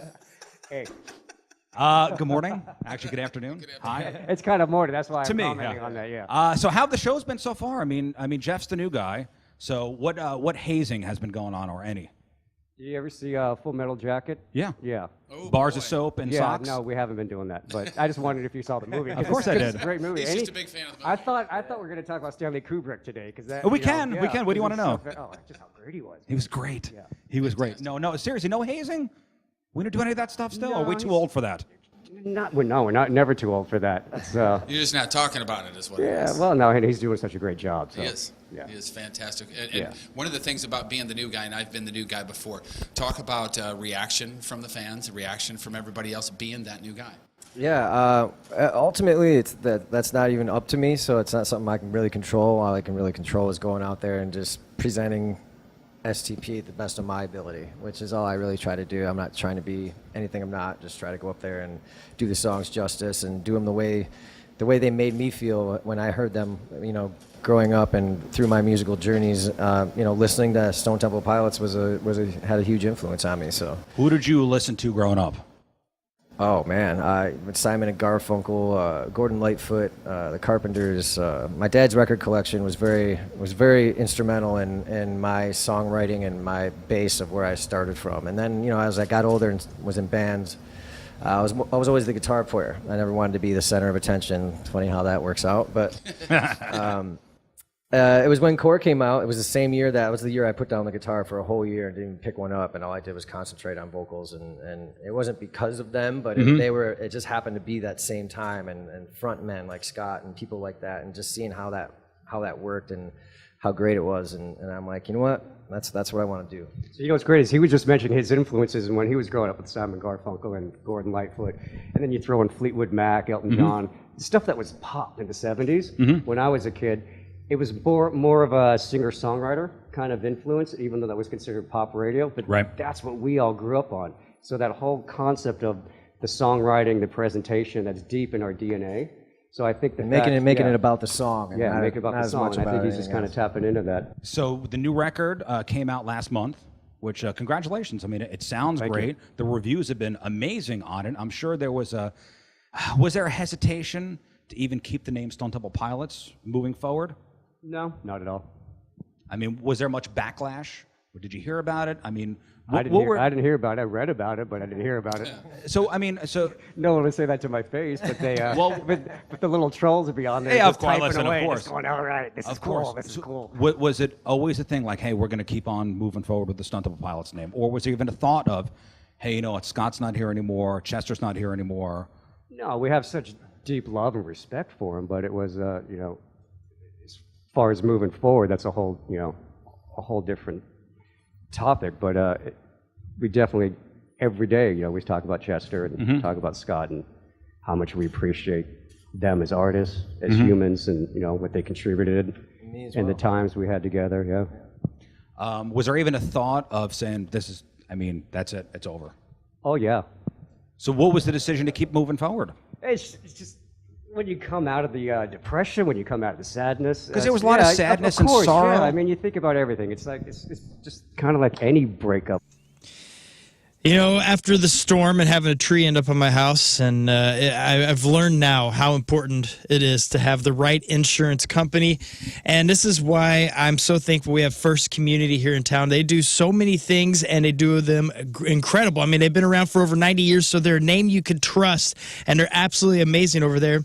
And, you don't want to just let your insurance renew and get charged some higher premiums without doing your homework. So go to First Community Credit Union, and it's a name, again, you know them. You could trust them. Like I said, they've been around for over 90 years, so they know what they're doing. And they're here for you, and they want you to know about the First Community Insurance Agency. And they can offer you a quote from anything from your home to auto to health insurance and even small businesses. So they're going to take care of you, and they're dedicated staff of insurance. They know insurance, and they can help answer questions and get you going where you want to with the right setup you have, so your property's going to be taken care of, your car's going to be taken care of, your life's going to be taken care of. Go to First Community. They have over 40 locations throughout the area, so they make it very easy to talk to them about their insurance. Or you can go to firstcommunity.com. Again, go to firstcommunity.com.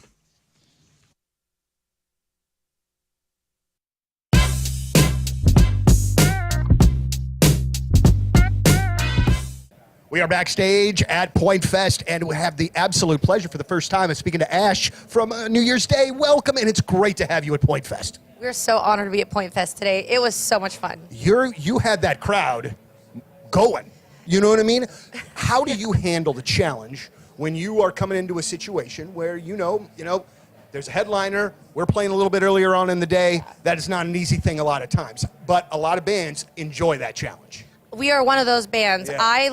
Obviously I'd love to be the headliner eventually and play a later time slot. The program phone number 314-624-3833 or 618-398-3833. The Mick Ultra Studio Cams, 1057thepoint.com/Riz. The socials at RIZZ Show. Your emails, RizShow1057thepoint.com. Of course, the Coleman's Campers text line, 314-649-3862 or 314-649-DUMB. Anybody watch college basketball yesterday? Yes. Yay. How about SIUE, huh? They crushed it, man. Man. Hey. What? They made the dance. They sure did. They I'm made so the proud dance. Of them. Mm-hmm. Yeah. Did you watch the entire broadcast? I watched the whole game. Yep. Start to finish, bitter end, and they covered the spread by halftime. The 28-point spread was covered at halftime. Houston was giving SIUE 28.5 points, and they wound up winning by 38. They did. Houston beat SIUE by 38 points. So it was 70-something to 40. So it was 78 to 40. I think the final score. Yeah, it was a tough watch because as an alumni, and much love to the team, Cougars, but it did when they were on the offensive end. It felt like no one wanted the ball. Like that Houston team is so big and so dominant defensively. And they did show a thing that was like wild during the broadcast at the defensive, that like 4 guys for Houston have a 7-foot wingspan. Wow. 4 starters. Well, they got 4 Michael Phelps over there? Even during halftime, the commentators like, this is over. We already wrote in our bracket, we're leaving Houston. We're going to go prepare to announce the next one. Like I already put Houston, and there's still the second half to go. Well, that's one of those games where it's really just about the beginning of the game because it's their first time in, right? So it's not, yes, we wanted them to win, but we knew that they probably wouldn't. But what an exciting thing for us. A number 1 seed versus a number 16 seed. And I was hoping, also my kids' college funds were hoping, that make a game it would be a little closer. Mm-hmm. Oh, you did. You did bet on I put a couple bucks down. Uh-oh. Sorry, spread. kids. On the Houston would not cover. And they came out after halftime and played good for about 5 or 6 minutes. It was like maybe for the first 3 minutes. It looked like they were going to make it. Well, it was like each team had 6 points with less than 15 minutes to go. So that's like 6 minutes. Oh, the line moved to 32 by tip-off. Oh, it did? Yeah. They still beat it. Golly. They still beat the spread. The line moved to 32. What happened last minute? Did somebody get injured? No, just money. It's just the way money, like the way that people start wagering. See, I'm learning. I know. Like I it's get emails about how stupid I am. I get They'll just like it's the way people put money down, and the line will move. Gotcha. Okay. In Yeah. this particular case, I ask questions because I'm not the only one that doesn't know this stuff, and I'm trying to learn, man. And I went out to Wildwood Pub and Grill yesterday. Shout out to our server Kelly. Oh, hi Kelly. Sat at the bar and watched a little bit of that Mizzou game. Ouch. Called that yesterday too. Come at me, St. Mr. Louis. You're so NCAA smart. over here. Yeah, why'd you say it that way? Come at yesterday? me. We did have apology texts and apology emails coming over saying, well, I'm sorry that I called Riz such an idiot yesterday. He clearly knows more than me at basketball. And you know what? That was one of the games that people had to circle to watch. Drake versus Missouri. Watch out for the upset. Drake's going to win. Yeah. Why did Mizzou just tank at the end of the year here? I don't know. Drake They did just fell dominate apart. Arch Madness. Hey, this just in. My husband checking in says my bracket got 9 picks correct after the first day, so I'm sitting at 31st place out of 32 people in our pool, and he got 10 correct, so not so much better. So, How'd you do? no, I got 9 out of 10. You got 9 out of 10. and Tim got 10 out of 10. Oh. He got 10 correct. No, I'm sorry. I got 9 correct. Tim got 10 correct. How many games were yesterday? So there were 32. There was 32 first round games, and I Oh. think they played half yesterday and half today. My husband came home Hi, Tim. last night, and I'm in the shower. This is relevant because I want people to go there. If you've never Go there. argued Learn to naked, shower. We're there. listen. Tim comes home. I'm in the shower. I take it upon myself. I'm on an apology tour yesterday. Okay, I say to him because, as you know, I'm not like a sports person. But my husband is diehard into sports. He loves the Chiefs. He loves the NBA. He gets loves into this March college Madness basketball. thing. I know he's all Yes. in. I say to him as I'm washing my hair, baby, I haven't been very supportive of March Madness and the bracket. And I'm like, I just want to I want to be involved, but I want to do it my own way. And He doesn't want you involved. no, he does. He's the one who said, hey, you want to fill out a bracket? And I said, let's go. And then I started picking. We talked about this yesterday, just on my gut. I don't know where the standings are. I don't care. And then he didn't like that because there was $10. And so he said, you got to start taking this seriously. And so that was 2 days ago. And so I'm telling him, hey, I want to be involved, but I want to do it my way because this is more fun for me to just have a feeling, rather than know the seatage. And then Seatage. So I'm in the shower. We are having this dynamic conversation where he is sticking to his point. He's like, yeah, I heard you crapping on me on the show. And I said, I didn't mean to. I'm like, Tony heard it. I want you. I want to be involved, but I also don't care. So I'm trying to. It's like the half-ass support. You know what I'm saying? It's like when he I'm here drops for me that. off at the witch store. He doesn't want to come into the witch store. He'll drop me off, and that's him supporting his girl, getting her crystals. Right. So there were 16 games yesterday, and you had. And how I got many? 9. Correct. Okay. On feeling. Do you want Tim to That's be tight. involved in your crystal shopping? I would love to. Why? Why? Well, no, I want him to. Did not seem sincere at I all. want him to. He's never gone in, and it's like. Do you want him to go in? If he did go in and he was like, I'm going to buy this one looks cool. And you're like, no, you have to feel it, Tim. Yeah, I would not do that to It isn't him. about looking cool. This one is this is supposed to help your heart chakra. Right. And you're just picking it up like it's your mind chakra. That would be the equivalent of how he talked to me about the bracket the other day. Did he apologize to you? No, he was very adamant in his stance. Literally, and I, if you've you're never standing there argued naked and he's still sticking to his guns, he's very This is passionate. serious. he meant it. Yeah. So he was not budging, and it's his Virgo nature. And Very yet you structured. only got 1 pick less than him, correct? Right. So Yikes. I'm not going to crap on my husband today about this, but I'm just saying I want to publicly apologize for my comments yesterday. Why? And I just wanted to, because I am trying to be less of an a-hole to the people I love, okay? I'm trying to do better. I'm the one with the radio show here. He doesn't get, he works a nonprofit. He's Heart of Gold. He's freaking Neil Young over here, okay? I'm the a-hole in our dynamic, and I apologize publicly. The ironic thing is you did just as good as him yesterday. Well, yes, there is the irony, which is giving you some Oh, justice. so I see what you're doing. You're letting the score do the talking. Yeah. Do the trash talking. Dude, I don't even know what I'm doing. All right, I'm just trying to be. My name on the bracket is LearnBron James. It's not even the NBA. I don't even know if there's other wives involved. I'm just trying to be Tony's a wife better takes wife. it serious, dude. The neighbor's wife takes it real She serious. does. She's a great She wife. does the research. Should have been Christian Lertner. She got 100. I don't even know who that right is. yesterday.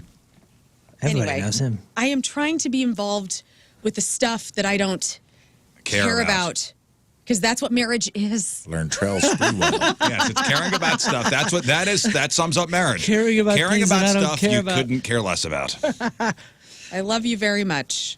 Thank you. Don't make him go to the crystal store. He doesn't want to go. What should he have to do then? He brought up, he goes, well, I know about Sex in the City because it's on. And I said, well, yeah, and you do a great job with that because you quote it sometimes. Like, he knows what's going on, essentially, but he's never watched it. Leave Tim alone. I love you, Tim. I love you, Learn. Thank you. I love everybody, too. I just, and there, Tim. I'm trying to do better. People know how feral I am, and it goes out of control, and I'm just trying to live my life. This is great for our show, though. Keep it coming. Listen, and keep. I'd love to keep track about how well you do. Yeah, I me would too. Now I would print it? Can you post it? He sent me, I go, can you print it? And he goes, something about the app. I go, okay. And then he sent me a video. He goes, here, this isn't how he sounds. I'm being an a-hole again. He sent me the bracket in a video, and I'm like, I'm not going to be able to follow this video of the bracket. Screenshot it. This is impressive. He impresses me more every day. He's the commissioner, dude, of March Madness. All right, commissioner. Oh, wow. Speaking of, and your intensity makes me want to compete against you in this March Madness. Oh, well, that yes. is And by the way, sport the March Music Mayhem. That's what it is. March Music Mayhem is starting Monday here on the Point. I got my bracket filled out, and now I feel like I'm competing with Learn and your feelings. Make sure you fill out your brackets. Let's go. It is bands going head to head. All bands who are coming to St. Louis this summer for concerts.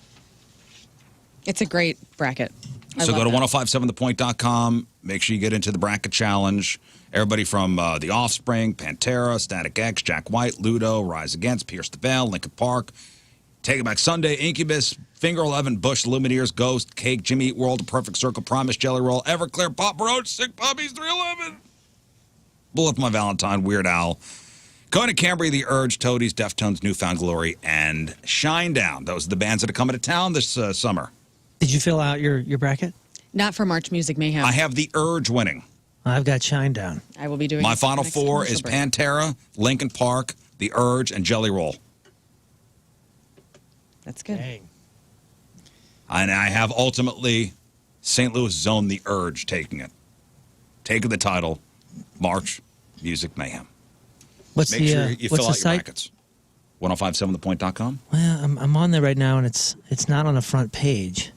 It's one of the. It should It's a be rotating.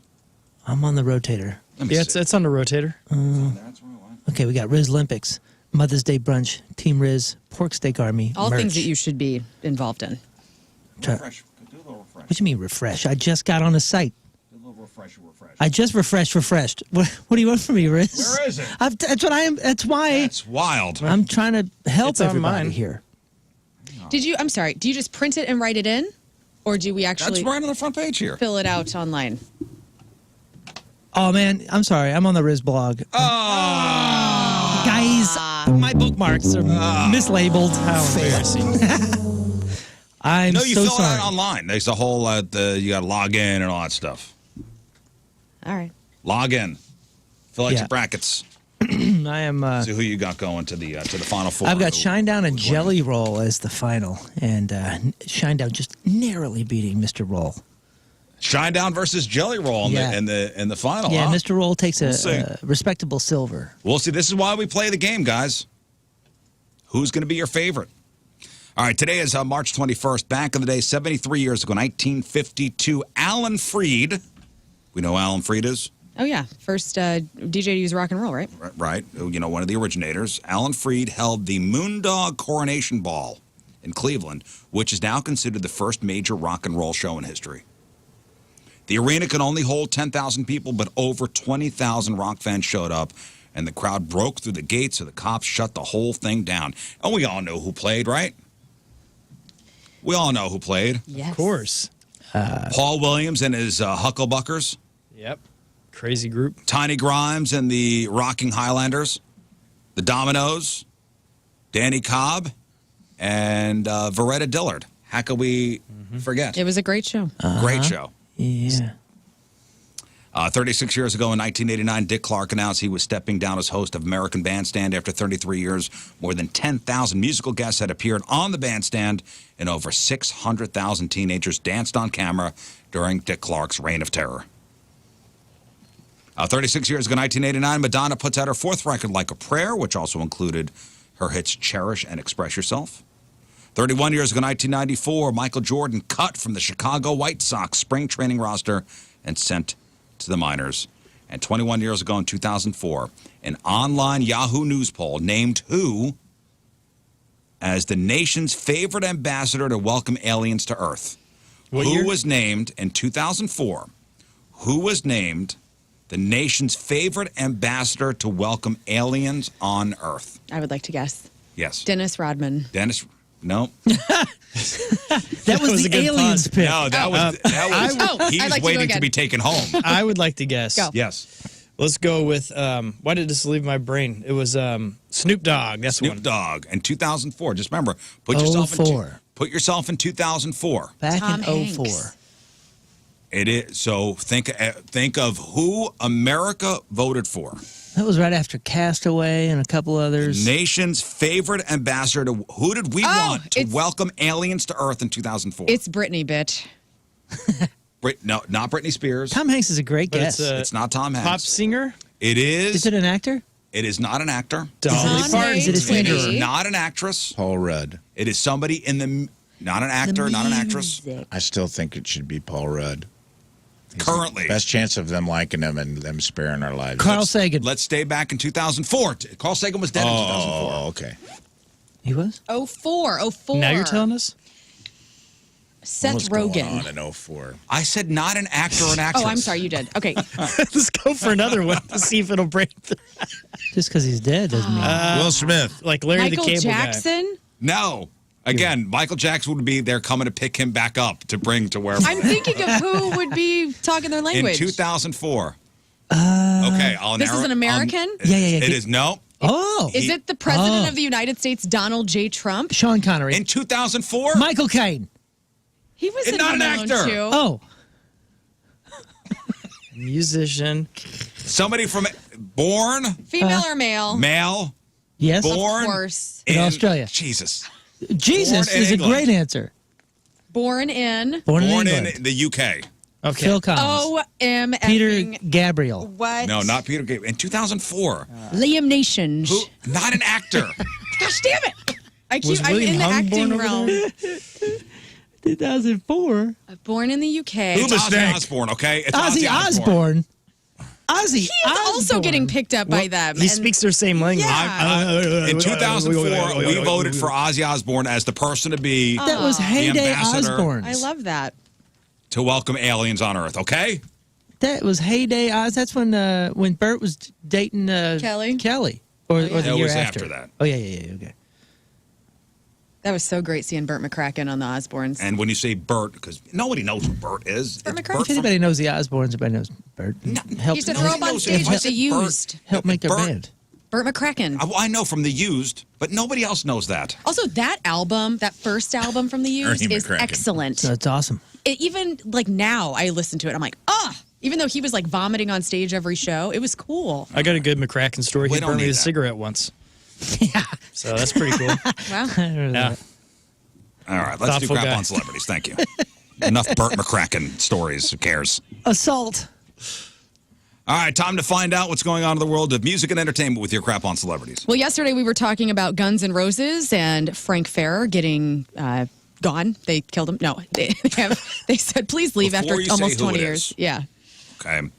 As a Guns N' Roses fan, and as somebody who pretty much followed the story all day yesterday, and just looking onto social media and seeing, okay, so the drummer for Guns N' Roses, after 19 years, was it 19 years? It was 19 years. Is leaving the band. Yeah. So this is, okay, Steven Adler, the original Guns drummer, maybe he's coming back, or maybe Matt Sorum. Right.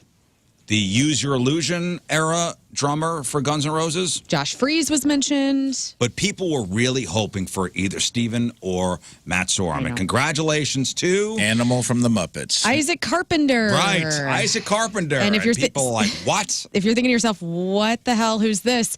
He has done work with Adam Lambert, A Perfect Circle. Most recently, he was on tour with AWOL Nation. In fact, he is still on tour with AWOL Nation.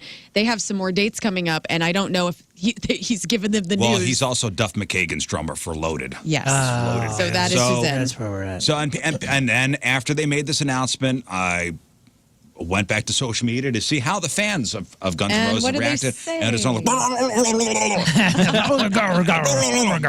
how is it not? Matt Sorum is great. Matt Sorum has spent the past 25 years trashing Guns N' Roses. Why would he ever be invited to play in that band again? Okay. And then Steven Adler is he in full shape to play drums? He's out touring with his Adler at a high appetite. level. Adlerites? I mean, he's had multiple strokes. Uh-huh. He can only speak out of one side of his mouth. But can he drum? I don't know. We don't need him to speak. We need him to kick drum. You know what? They really missed an opportunity to just give the fans what they wanted. It would have been a set, like when they did the Not in This Lifetime tour and they came back through St. Louis, and that was a huge deal because, oh my God, they're never coming back here. It would have been cool. It would have been cool. No offense, but bands don't need to be doing what the fans want. You know what I'm saying? Like, that's why we love This these band bands. does. Are you kidding? Guns N' Roses has made a career doing what not doing what the fans want. But this is why we stick with Yeah, them, but because you know every what now the- and then we get a little bite of something No, we we love. stick with them because they are rock and roll through and through. You know what rock and roll disagree with does? that, It doesn't listen to you. We stick around with Guns N' Roses on the off chance of something we like happening. And Steven Adler had joined And every them. once in a while, I got a flash of like, oh, cool, man. You don't get But it both ways. You don't get to worship a want rock my band for cake being a and rock eat- band. I want to eat it too. Kanye West could end up in court for dissing Jay-Z and Beyonce's kids. Oh, I saw this. This is bad. Kanye has deep mental illness. He's a Nazi now. It's awful. A so-called source says, quote, Jay-Z and Beyonce will absolutely not be standing for what Kanye West has said about their kids, discussing how they want to handle the situation, whether it be privately or a legal matter. They're not going to be responding publicly to the tweet where Kanye used the R word to describe Jay-Z and Beyonce's kids. Their 7-year-olds twins, Sir and Rumi. But even, okay, he did that, but is that a suable thing? What do you sue for? I mean, I would love to see Jay-Z just kick the living crap out of Kanye West, to be honest. But what are you suing for? That is something It's a you can good sue point. over. It- If you defamation? assault somebody? No. I'm saying if you Oh. assault somebody. Yeah, you but write mean words. It's not is that a suable thing? I don't know. I mean, I don't know what they're going to do. I don't think it is. But he deleted the tweet. And then yesterday I saw, so Andrew, the Tate brothers are here in the U.S. Mm-hmm. And it's been very controversial. I mean, they have been charged over in Romania for sex trafficking, Right. et cetera. They got invited to the United States. The Tate brothers were at Kanye West's house yesterday, where Northwest, his oldest daughter with Kim Kardashian, was. And the security detail for Kim Kardashian got word that, hey, the Tate brothers are at your house. Brothers are on their way. You know, and these guys have been, they have been charged with human trafficking. So Kim Kardashian and her crew went and got her kid and brought her home. You know, Right. and I thought that was the right thing to I do. It's honestly- time to get these kids away from these I guys. honestly think with Kanye West, I don't think he's a Nazi. I think he is somebody who likes to say he's a Nazi just to get people riled up. Yeah. Yeah, but Do you think it's Why? even that well thought through? I don't know. Like where it's a move? I think he's got or it's mental. I think he's got mental problems. Right, and like I it's a think this subconscious move. I think he just is an attention whore, and will write things. Like I'm not that or giving him put a out- pass for being an attention whore with Well, riling no, up I the think hate. I think it's a piece of garbage. Do you think it's that thing in the past he would say stuff that was controversial and it worked in his favor, and now he's like, oh, I'll stick with this because he's bound to come back. And Like he'll say, like, you know, here's my new company symbol logo, and it's a swastika. Right. Isn't He he- did that the other day. Isn't he clinically diagnosed with bipolar? Right. And Or that- something and like I don't that. want to say that if it's not true, but what I'm saying is like these are He's trying to be provocative. right. He's trying to be provocative. But these are behaviors that are exhibited with that. And it's pathetic because, you know, it's like, again, parading your wife around naked. It's trying to be provocative. It's trying to get people like, ooh, he's Right. an artist and whatever. But it's to the point of being pathetic, that it's a try Yeah, hard he's a thing. piece of crap. He just reached that level where I'm like, dude, you're just a giant turd. And a failure. Like everything he's doing right now is a huge failure. Like he used to put out great music. I mean, I loved Kanye West and his music, 20 years ago almost? Sure. Going to see him live, it was great. He was on tour with Jay-Z. That tour was excellent. The Watch the Throne tour. Yeah. And to see him do a complete 180 because he needs more attention and he's not getting it because his music career is over and his brain has completely just withdrawn itself from all the creativity that he once exuded. And, I'm sorry, I think that he is entirely jealous of his ex-wife. I think that's why he parades his new wife around and makes her, show up to award shows naked. Kim's a billionaire. Yes, she's had a lot of help in her life, but she's also worked her ass off to make Skims what it is. Sure. And deserves credit for that. Yeah. I don't know. I just think that he is pathetic, and everything that he's doing is it's below whatever disgust is. In his mind, he's trying to be provocative and get attention, and I think he's reached a level. I think he's a narcissist who had enough self-affirming success that he reached God complex level. He literally reached God. That he literally thinks he's like the king of a simulation or something, and that he's mental. And I don't want to blame it on mental illness, just because I feel like the society is starting to hang everything on their. You don't just get to be an a-hole and say it's ADHD or say that it's you're bipolar. Like, I have empathy for that, but at the same time, it's like you can still be a jerk. You're just an a-hole, man. And you have enough money to get help. And resources to get. And it doesn't excuse behaviors. It's like, I'm an alcoholic, but you crashed your car into a building. Exactly. You can't blame. You're still going to have to suffer the consequences. Exactly. And you're privileged enough to actually help yourself. So hopefully he does and just pees off for everybody. Anyway, Kirk Hammett's collection, the coffee table book that's going to feature all of his guitars, can now be ordered through the Metallica website. So if you're a Metallica fan, you love Kirk, you want to see his collection of guitars, it's $150. You can get an autographed copy for $800. What? $150 for a picture book? It's a coffee table I was just going to say how awesome that is, because he does have a super sweet collection. Very cool stuff, from Greenie to his V's. Like, the dude, he's got some sick guitars, and I would love to see some awesome photos of him and little stories about it. $150 to get you some photos. I love that, but $150? $800 for an autographed copy? Dang, dude. Metallica is Kiss. They're turning into Kiss. The Notorious B.I.G.'s estate has sold 50% of its catalog with his name, image, and likeness rights. Primary Waves is taking the share of the estate, which is valued at $200 million. No real terms being made public at this time. The history of it is Biggie's mom, Voletta Wallace, negotiated with Diddy to gain full control of her son's publishing rights. So initially, the Notorious B.I.G. Catalog had a 50-50 split with the publishing with Bad Boy at the time of his passing. However, his mother did convince Diddy to increase the estate's stake to 85% in the early 2000s and then acquired the remaining portion in 2020. I wonder how much money that estate makes every year. Like the Biggie estate, how much that pulls in. I wonder. He's got a kid, right? Well, yeah. I think he did. With Faith Evans? I don't know with her, maybe with somebody else. I think Faith there is Hill? An heir? I think there's an heir to the Biggie throne. Interesting. That is I wonder how much. It's like, every year, like the Elvis Presley estate, brings in a gazillion dollars. The Michael Jackson estate brings in a gazillion dollars. Probably not as much as those obviously estates. Not as much, but $200 million for 50% of the music was pretty cool. Sure. If you're a punk rocker or you have friends that have some babies and maybe you have a baby yourself, you want a book for your kid, Joey Ramone's life has been turned into a children's book about being different and embracing it. It's really cute. It's called Gabba Gabba, We Accept You, The Wondrous Tale of Joey Ramone. And so the official description of the book says, a misfit kid who grew up to be a punk rock hero, being your own person with your own compass and embracing uniqueness. So I just think that's kind of cute. Chef and bear actor Maddie Matheson has started a hardcore band with Alexis on Fire guitarist Wade McNeil. It's called Pigpen, and we have a little sampling of it. I am a big fan of Maddie Matheson. I watch his cooking show on YouTube. He's got a great cooking show. He's very funny. He curses a lot during his cooking shows. Have you heard the music yet? I have.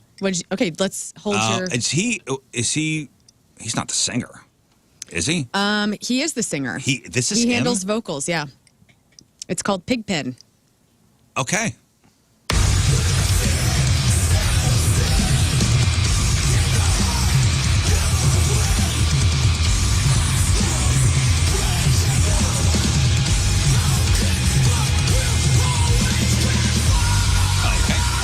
It's not for me, but You didn't get to the hook, dude. Dude, yeah, no, I did. really Good good. No, I screams. did. And now that you say it's him, I hear it. Okay. Watch Maddie Matheson's cooking show. I would love to. That's a guy I would love to have on the show. All right. Well, maybe they'll tour through. They're actually going to do their first show in Toronto next month. I would love. I'm a fan. We hope to get Not him of in the St. music, Louis. but of Oh, the chef. that's The this man. guy. Oh, okay. Netflix. He's got tattoos everywhere. Yeah. I wasn't sure who you were talking about. He's a heavier set guy. Yeah. Yeah, big guy, totally tatted, chin down. Super funny, and he's great in The Bear, by the way. He's one of the producers. Did he kind of have like a mullet or something when he first came out? He was doing like a real, kind of like a dirty guy cook, dirty guy chef. Yes, he had like a braid, like one kind of braid. Oh, okay. And he was like leaning hard into the Canadian thing. He is Canadian. But I mean, like Letterkenny. Like he was he almost looked like he was off the Letterkenny set. Kind of. He's very funny, and he cooks some great stuff. MovieWeb says that Will Smith is one of the many celebs that Netflix is considering for their next live comedy roast. So Netflix reportedly thinks the ratings would be high, not only because of the celebs that would appear on the roast, because of all the people tuning in to see Will Smith react to all the jokes that will be thrown at him, or slapping him in the face, rather. So Tom Brady faced a live Netflix roast in 2024. Will Smith could be next for 2025. This is interesting. So when Harrison Ford and Helen Mirren were filming the latest season of 1923, they had to wear electric underwear. So they had a joint interview where Harrison Ford said that they had plug-in underwear with the longest extension cords because it was 21 degrees below zero with the wind chill, and you just got to grin and bear it. Helen Mirren says it was super cold but beautiful, and the electric underwear helped them get through the scenes. Oh, Helen Mirren is in that series? Yeah. Yeah. Now I got to watch it. She's great. It's good so I got far. a thing for her, man. She's beautiful. Like a sexual I mean, attraction. I don't know, maybe. I think she's pretty cool. And wait till you see Harrison. That's all. I'm a fan of her catalog. That's all.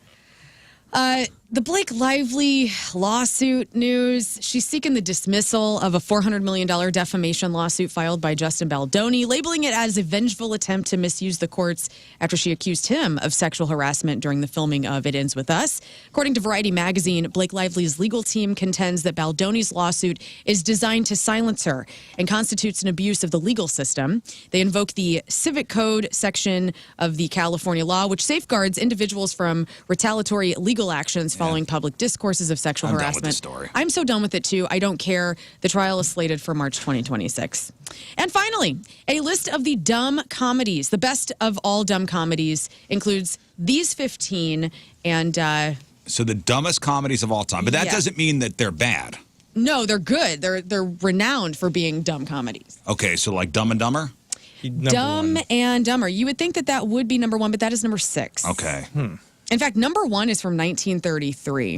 1930. Oh, yeah. Oh, so is it what's his face that did his own stunts? Like Charlie Chaplin. Charlie Chaplin? Either that or what, the other guy that. Marx Brothers. Isn't Marx Brothers Duck Marx Soup? Brothers, yes. Duck Soup? Duck Soup, yeah. Yeah, so that was number 1. So let's just get that out Have of you the ever way. seen Duck Soup? No. It's very good. My husband's a huge Marx Brothers fan. I love the so Marx Brothers too. Yeah. Duck Soup is very good. I'll have to watch it. What else is on this list? Dumb Show comedies. me Ace Ventura. Ace. Oop, I just zoomed way too in and way too out. Ace Ventura is not on this list. Whoa. Okay. Naked Gun. Oh, that's what I was getting ready to say. Naked Gun, you guys. Airplane. It is on here, number 10. Oh, I was going to say. Airplane? He said airplane? Airplane. No. Spaceballs. What'd you say? What have we gotten so far? You've gotten 1, 6, and 10. Airplane's not on there? What? Yeah, Airplane's the one that started it all. Blazing Saddles. It's from the guys that made Airplane is not on here, pals. Naked Gun. The Zucker Brothers. One was what? 1 was Duck Soup. Duck Soup. Yeah. Blazing Saddles. What have we gotten? Tell me the names. Naked Gun, Dumb and Don't repeat Dumber, them. Duck Soup. Okay. So Spaceballs has to be on this. Spaceballs is not on here. Just kidding. It doesn't have to be. Any Mel Brooks, Blazing Saddles, Men in Tights, any of that stuff? No, Blazing Hot Saddles is Shots not on Part here. 2. I think those get all on the like real comedy lists. Like this is more irreverent. So like Shots. Laurel and Hardy kind yeah, of stuff? it's not on there. Hot Shots is not? Hot Shots is one of the best. Have you guys Reverend. rewatched that? I haven't seen it in a long The time. movie- Charlie Chaplin on there? Phenomenal. Any No. Buster Oh. Keaton on there? Give me the jerk. The Jerk is on here at number 13. Good one. Nice. Thank you. Nice. That is a good one. We're talking slapstick. I'm going to give you number 15. Let me guess. Is as well. Superbad on this list too? No, it's not. Oh, okay. Why don't you just give us a list? Number 15, Hollywood or Bust. That's from 1956. Number 14, Euro Trip. Okay. Oh my gosh. Euro Trip is on it, and Ace Ventura, and Spaceballs, and she's on number 14. Maybe ahead of that. Number 13, which we got The Jerk. Number 12, Bill and Ted's Excellent Adventure. Okay. Number 11, The House Bunny. I'm waiting for. Number 10, I'm waiting for Spaceballs. It's not coming. You better scream. The Naked Gun. Number 9, Harold and Kumar Go to White Castle. Number Dude, 8, where's my car? Romeo and Michelle's High School Reunion. No. Number 7, Undercover Brother. Oh, this is a great movie. Dude, this is Number 6, Dumb and Oh, my Dumber. gosh. Number 5, Bad Teacher. Oh my What? Number 4, Pootie Tang. Number Pootie Tang was good. That's good. hilarious. That's a good movie. Number 3, Step Brothers. Oh, Okay. Number 2, Caveman. With Ringo Starr? 1981. Ringo Yeah, Starr's Ringo in Starr's Is he in that? Is he the Yeah. caveman? Yeah. Yes. Oh, no. It's garbage. That's not even close to humor. And number 1 is Duck Soup. So this list is also trash, just like yesterday. I apologize to everyone, and that is your crap on It was celebrity. awesome. Are you on ragebait.com? I am. That's where I get all my lists God now. dang it. Ridiculous. All right. I love it. Birthdays. Celebrities celebrating a birthday today. Jasmine Savoy Brown. That's Thaisa on Yellow Jackets. Is 31. Scott Eastwood, Clint's son. He's also in Fast and Furious and Pacific Rim. He's 39. Adrian Peterson, running back who was suspended for most of 2024 for beating his 4-year-old son with a tree branch. Is 40. Derek Whibley is 45 from Sum 41. Kevin Federline, K-Fed, is 47. Rachel McFarlane, that's Seth MacFarlane's younger sister, who voices Haley on American's Dad. She's 49. Ananda Lewis from MTV VJ Days is 52. Jay Davidson from The Crying Game is 57. Jonas Joker Berggren from Ace of Base is 58 years old. Matthew Broderick is 63. Rosie O'Donnell from Exit to Eden is 63. Slim Jim Phantom, the Stray Cats drummer, is 64. Gary freaking Oldman Oh, yes. is still killing it. He is 67 years old. Conrad Lozano, the Mexican guy from Los Lobos, is 74. Roger Hodgson, the Supertramp guitar player, is 75. Timothy Dalton is 79, widely considered the weakest of the James Bond Bonds. Boo. Oh, And George Ro- Lazenby He was. rules, man. And Rose Stone from Sly and the Family Stone, the organist. The organist is 80 years old today. All right, today's porno birthday, which is being brought to you by Patricia's, where fun and fantasy meet, is Sky Taylor. And today's birthday girl's been in 171 fine films, including Busty Beauties 5, Butt Plumbers 2, Chillin' Wit the Mac 1, Cougar Prowl, Dirty Talkin' Sluts, Fetch Me Something Fleshy. I Scored a Soccer Mom 5, It's a Mommy Thing 2 and 3, Treat Me Like a Slut 1, Web Chicks Gone Crazy, and who could forget her role in the year 2000's All Alone and No One to Bone. Sky Taylor is 52 years old. That's your porno birthday. Those are your crappy birthdays, and that was your crap on celebrities. All right, we'll take a break. We'll come back with your Friday fail stories. 8:01.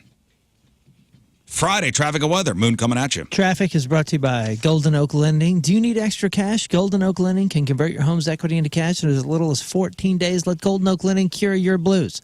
Right lane blocked on a right-hand shoulder block due to stalled vehicles 64 eastbound at 364. Your point forecast, very windy, high of 67. Right now it's 47 here at the Point Studio.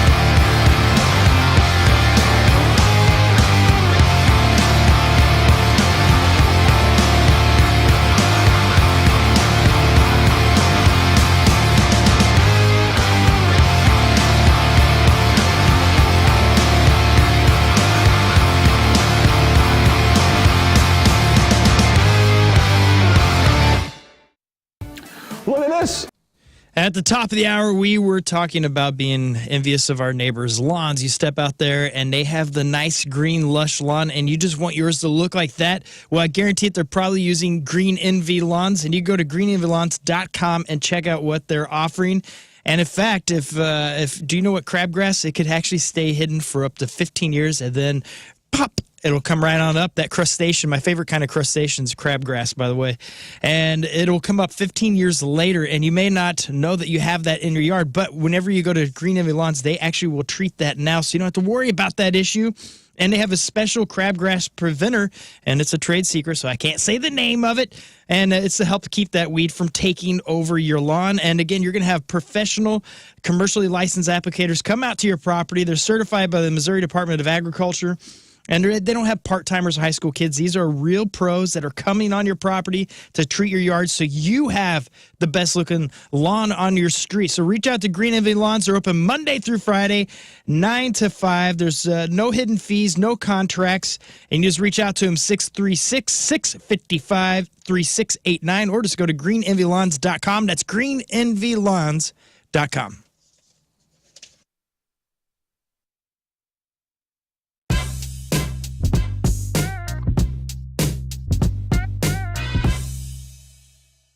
How are you, good sir? It's nice to see you again.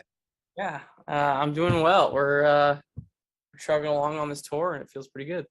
Yeah, well, first and foremost, all right, how's the knee going, man? Are you doing okay? And I would assume that Josh has done a lot of apologizing since this all went down. But are you doing all right?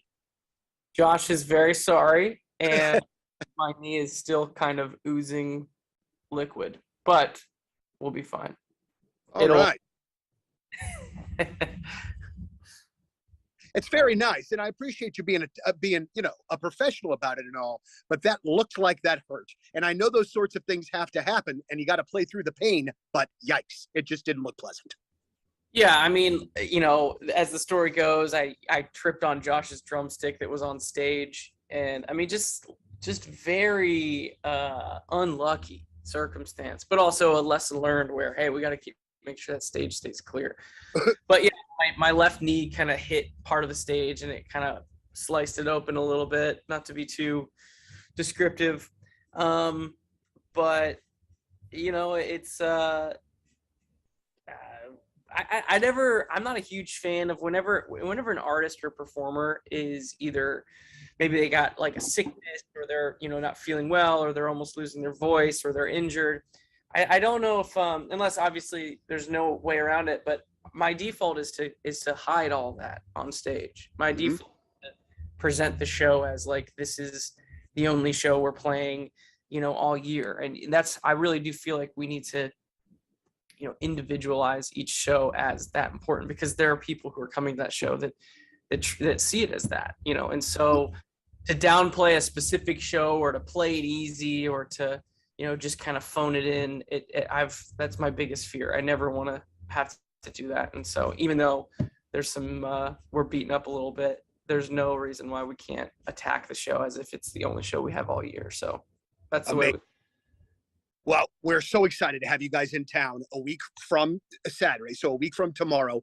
And so Tyler, I'm sure that you get asked favors all the time, but I'm about to ask you one. This came from my daughter. She asked me this last night on the way back from band practice. So my daughter is a freshman in marching band in high school, and she loves it. And I love her doing it. It's so amazing.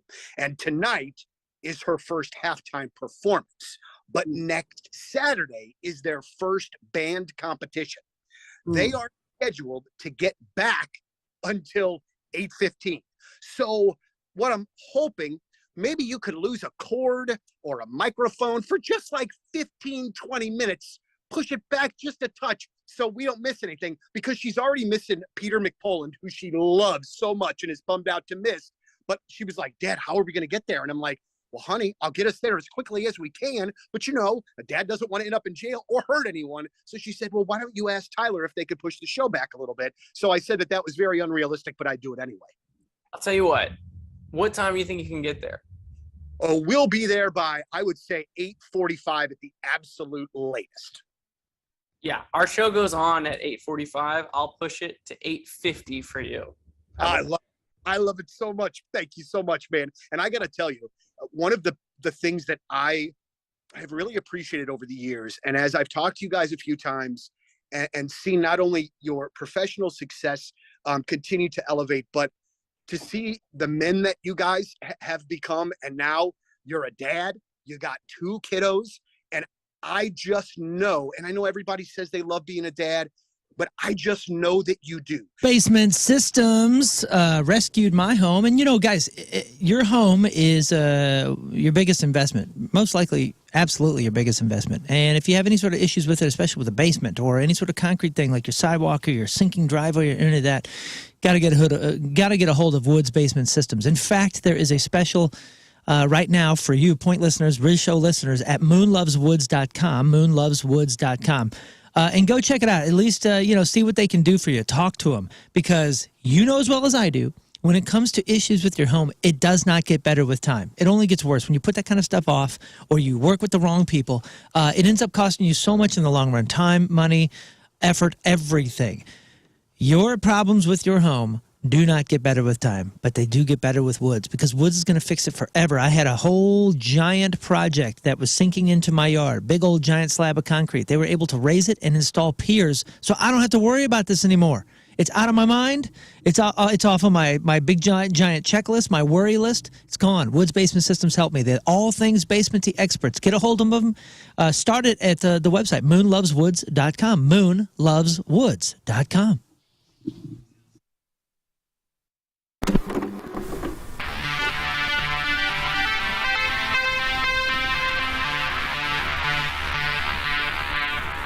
Hey, it's Jeff backstage at Wayback Point Fest in freaking living color. Look at those guys. They're right there. Thank you guys for taking the time to do this. Much appreciated. Let's get this out of the way. I have an amazing story about, and I just told this on the show. I do the morning show. I'm part of the morning show on the Point. A million years ago when you guys were on a tour opening with Rolling Stones. Yes. Or for Rolling Stones, whatever. Are they closed for you guys is the way I look at it. You guys did the stop at Busch Stadium in St. Louis. Yes. 1990, whatever it was, or 80, whatever 89. It was. 89. Okay, cool. All right, so I'm 52. I'm right there, okay? Right. So my dad was a huge fan of the Rolling Stones, right? Not in great health at the time, didn't want... All right, top of your Friday fail stories. All right. Yeah, Friday. All these people thought they had the perfect plan, but somewhere along the line, nice. That perfect plan went completely sideways. Yeah. And it became an Uber. An ultra. Dare I say it? Riz, don't you dare. Mega. I'm going to say it.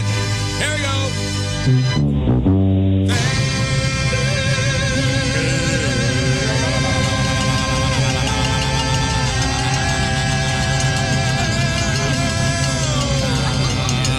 Okay. Why? Failed. Is he just making weird noises? No, I also started doing the tongue thing, and I mean, that is obscene. You sound I was saying fail.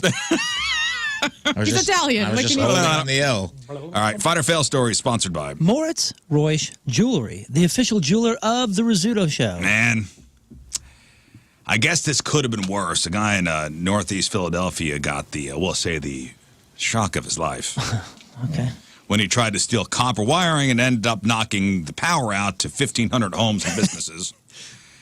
So police say this dope, believed to be in his 30s or 40s, broke into a transformer box near a KFC. This happened on late Wednesday night. Unfortunately for him, the high-voltage wiring he tried to cut was still very much active, sparking a fire and leaving him with serious third-degree burns across his face and upper body. Oh, my gosh. Failed. Yeah. Worth it? No. I mean, copper prices. Are you kidding? Well, you know what? With copper prices more than doubling in the past 5 years, thefts like this are happening a lot. But it's still not. It's not that much. It's not any. It's like $2 or whatever. It's like, ooh. The chief inspector says he's in critical condition. Honestly, lucky to be alive. I mean, so he almost got fried. They still doing those Darwin Awards books? I know that, there's a billion people making money online doing the Dumb Ways to Die videos, but remember they used to make that Darwin Awards book? Yeah. And every year they would come There's still out. a website. They would update it. They would update it with people with, I think it was all deaths, though. Hey, the Darwin Awards are death. It's death. The copper wire guy, though, he gets to hang out with coppers every day. What? It's true. Coppers, police officers. This guy was so close to making it in the book. Scott. Massachusetts attorney. Now, we had this is a follow-up, a Riz Show fail story follow-up. Massachusetts attorney pleaded guilty last week to participating in a conspiracy with 3 others to smuggle drugs into a prison in Rhode Island. This is Teresa DeJoseph, conspired with 3 other individuals to smuggle 10 papers soaked with K2, a synthetic marijuana, into the Donald W. Wyatt Detention Center in Rhode Island. So investigators say she had a personal relationship with one of the detainees and used a visiting room meant for attorneys, to do legal work with their clients. Met with him a bunch of times. During a visit in 23, correctional officer sees 10 sheets of paper that appeared discolored and thicker than normal and appeared to have been wet and then dried. So what she was doing was soaking her papers in this K2 stuff. It would dry, and she would go as if she was a lawyer into the prison and hand the stuff out. That stuff is so bad for you. So bad for you. And this sounds like that Vicky White gal. Remember her in Alabama? Remember the officer fell in love with the... Oh, yeah. with the murder prisoner and ran with him? I don't know if they were having if this was a sexual thing or she was just... Oh, I'm sorry. I thought you said that. No. Appeared to have a relationship. I don't know. I took as a client. Okay, I see what you're saying. They may be sexual. I don't know. But, so she's going to be scheduled, sentenced, scheduled up on June 12th. So she's looking at a long time in prison. Idiot. Failed. What if she's going to represent herself? They don't recommend that usually. A Washington, D.C. postal worker found guilty last week of stealing more than $1.6 million worth of U.S. Treasury and private party checks from the mail to fund a, quote, lavish lifestyle. So the guy was an employee at the Postal Service between December of 2020 and March of 2023. He deposited altered checks into his bank account. And bank surveillance footage shows him making the deposits, making the withdrawals. He used the proceeds from his scheme, again, $1.6 million, to fund a lavish lifestyle that included international travel, stays at luxury hotels, and parties at gentlemen's clubs. That's right. He used the money for lap dances. Whew. He's looking at 30 years.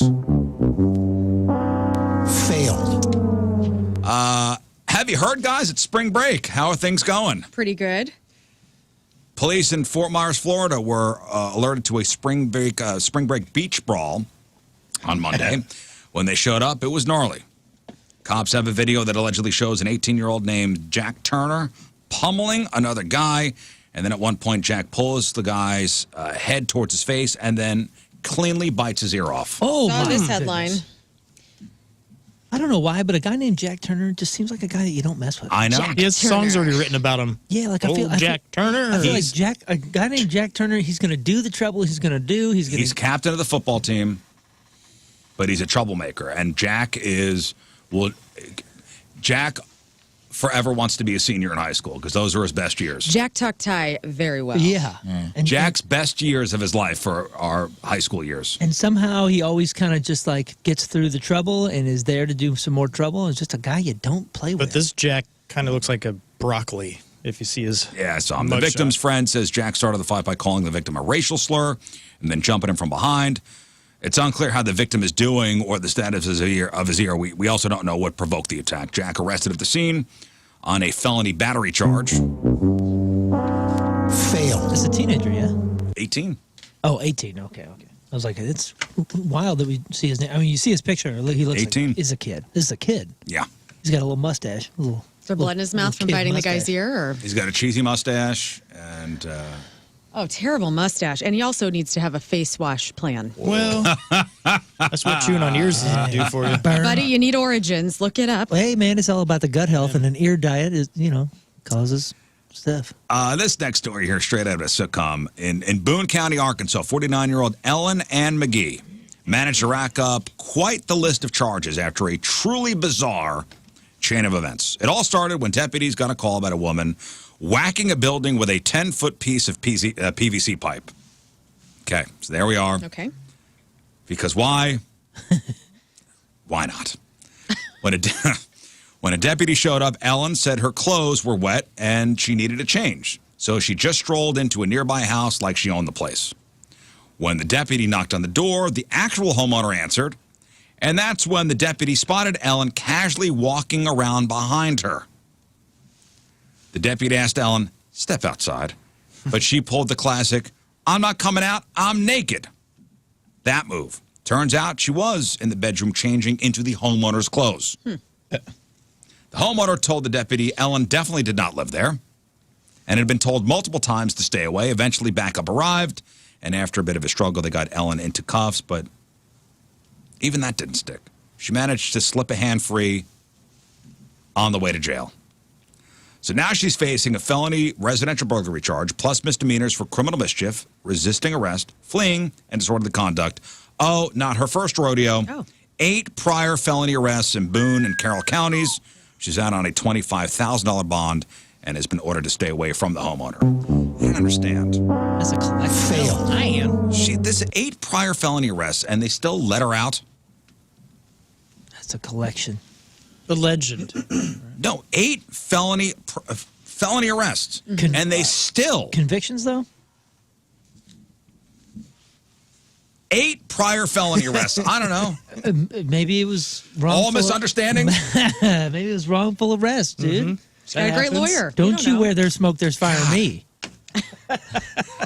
Sometimes the clothing people are wearing in mugshots can make it difficult to avoid, judging a book by its cover. So a 44-year-old guy in Florida, his name is Daniel Murillo, was arrested for battery after an argument with a woman turned violent. He reportedly punched a 24-year-old woman in the head. They were traveling together, but their car broke down and they ran out of money, so they'd been living in the vehicle, and things were getting tense. The man claims they'd been dating for a couple months, but the woman denied an intimate relationship with him.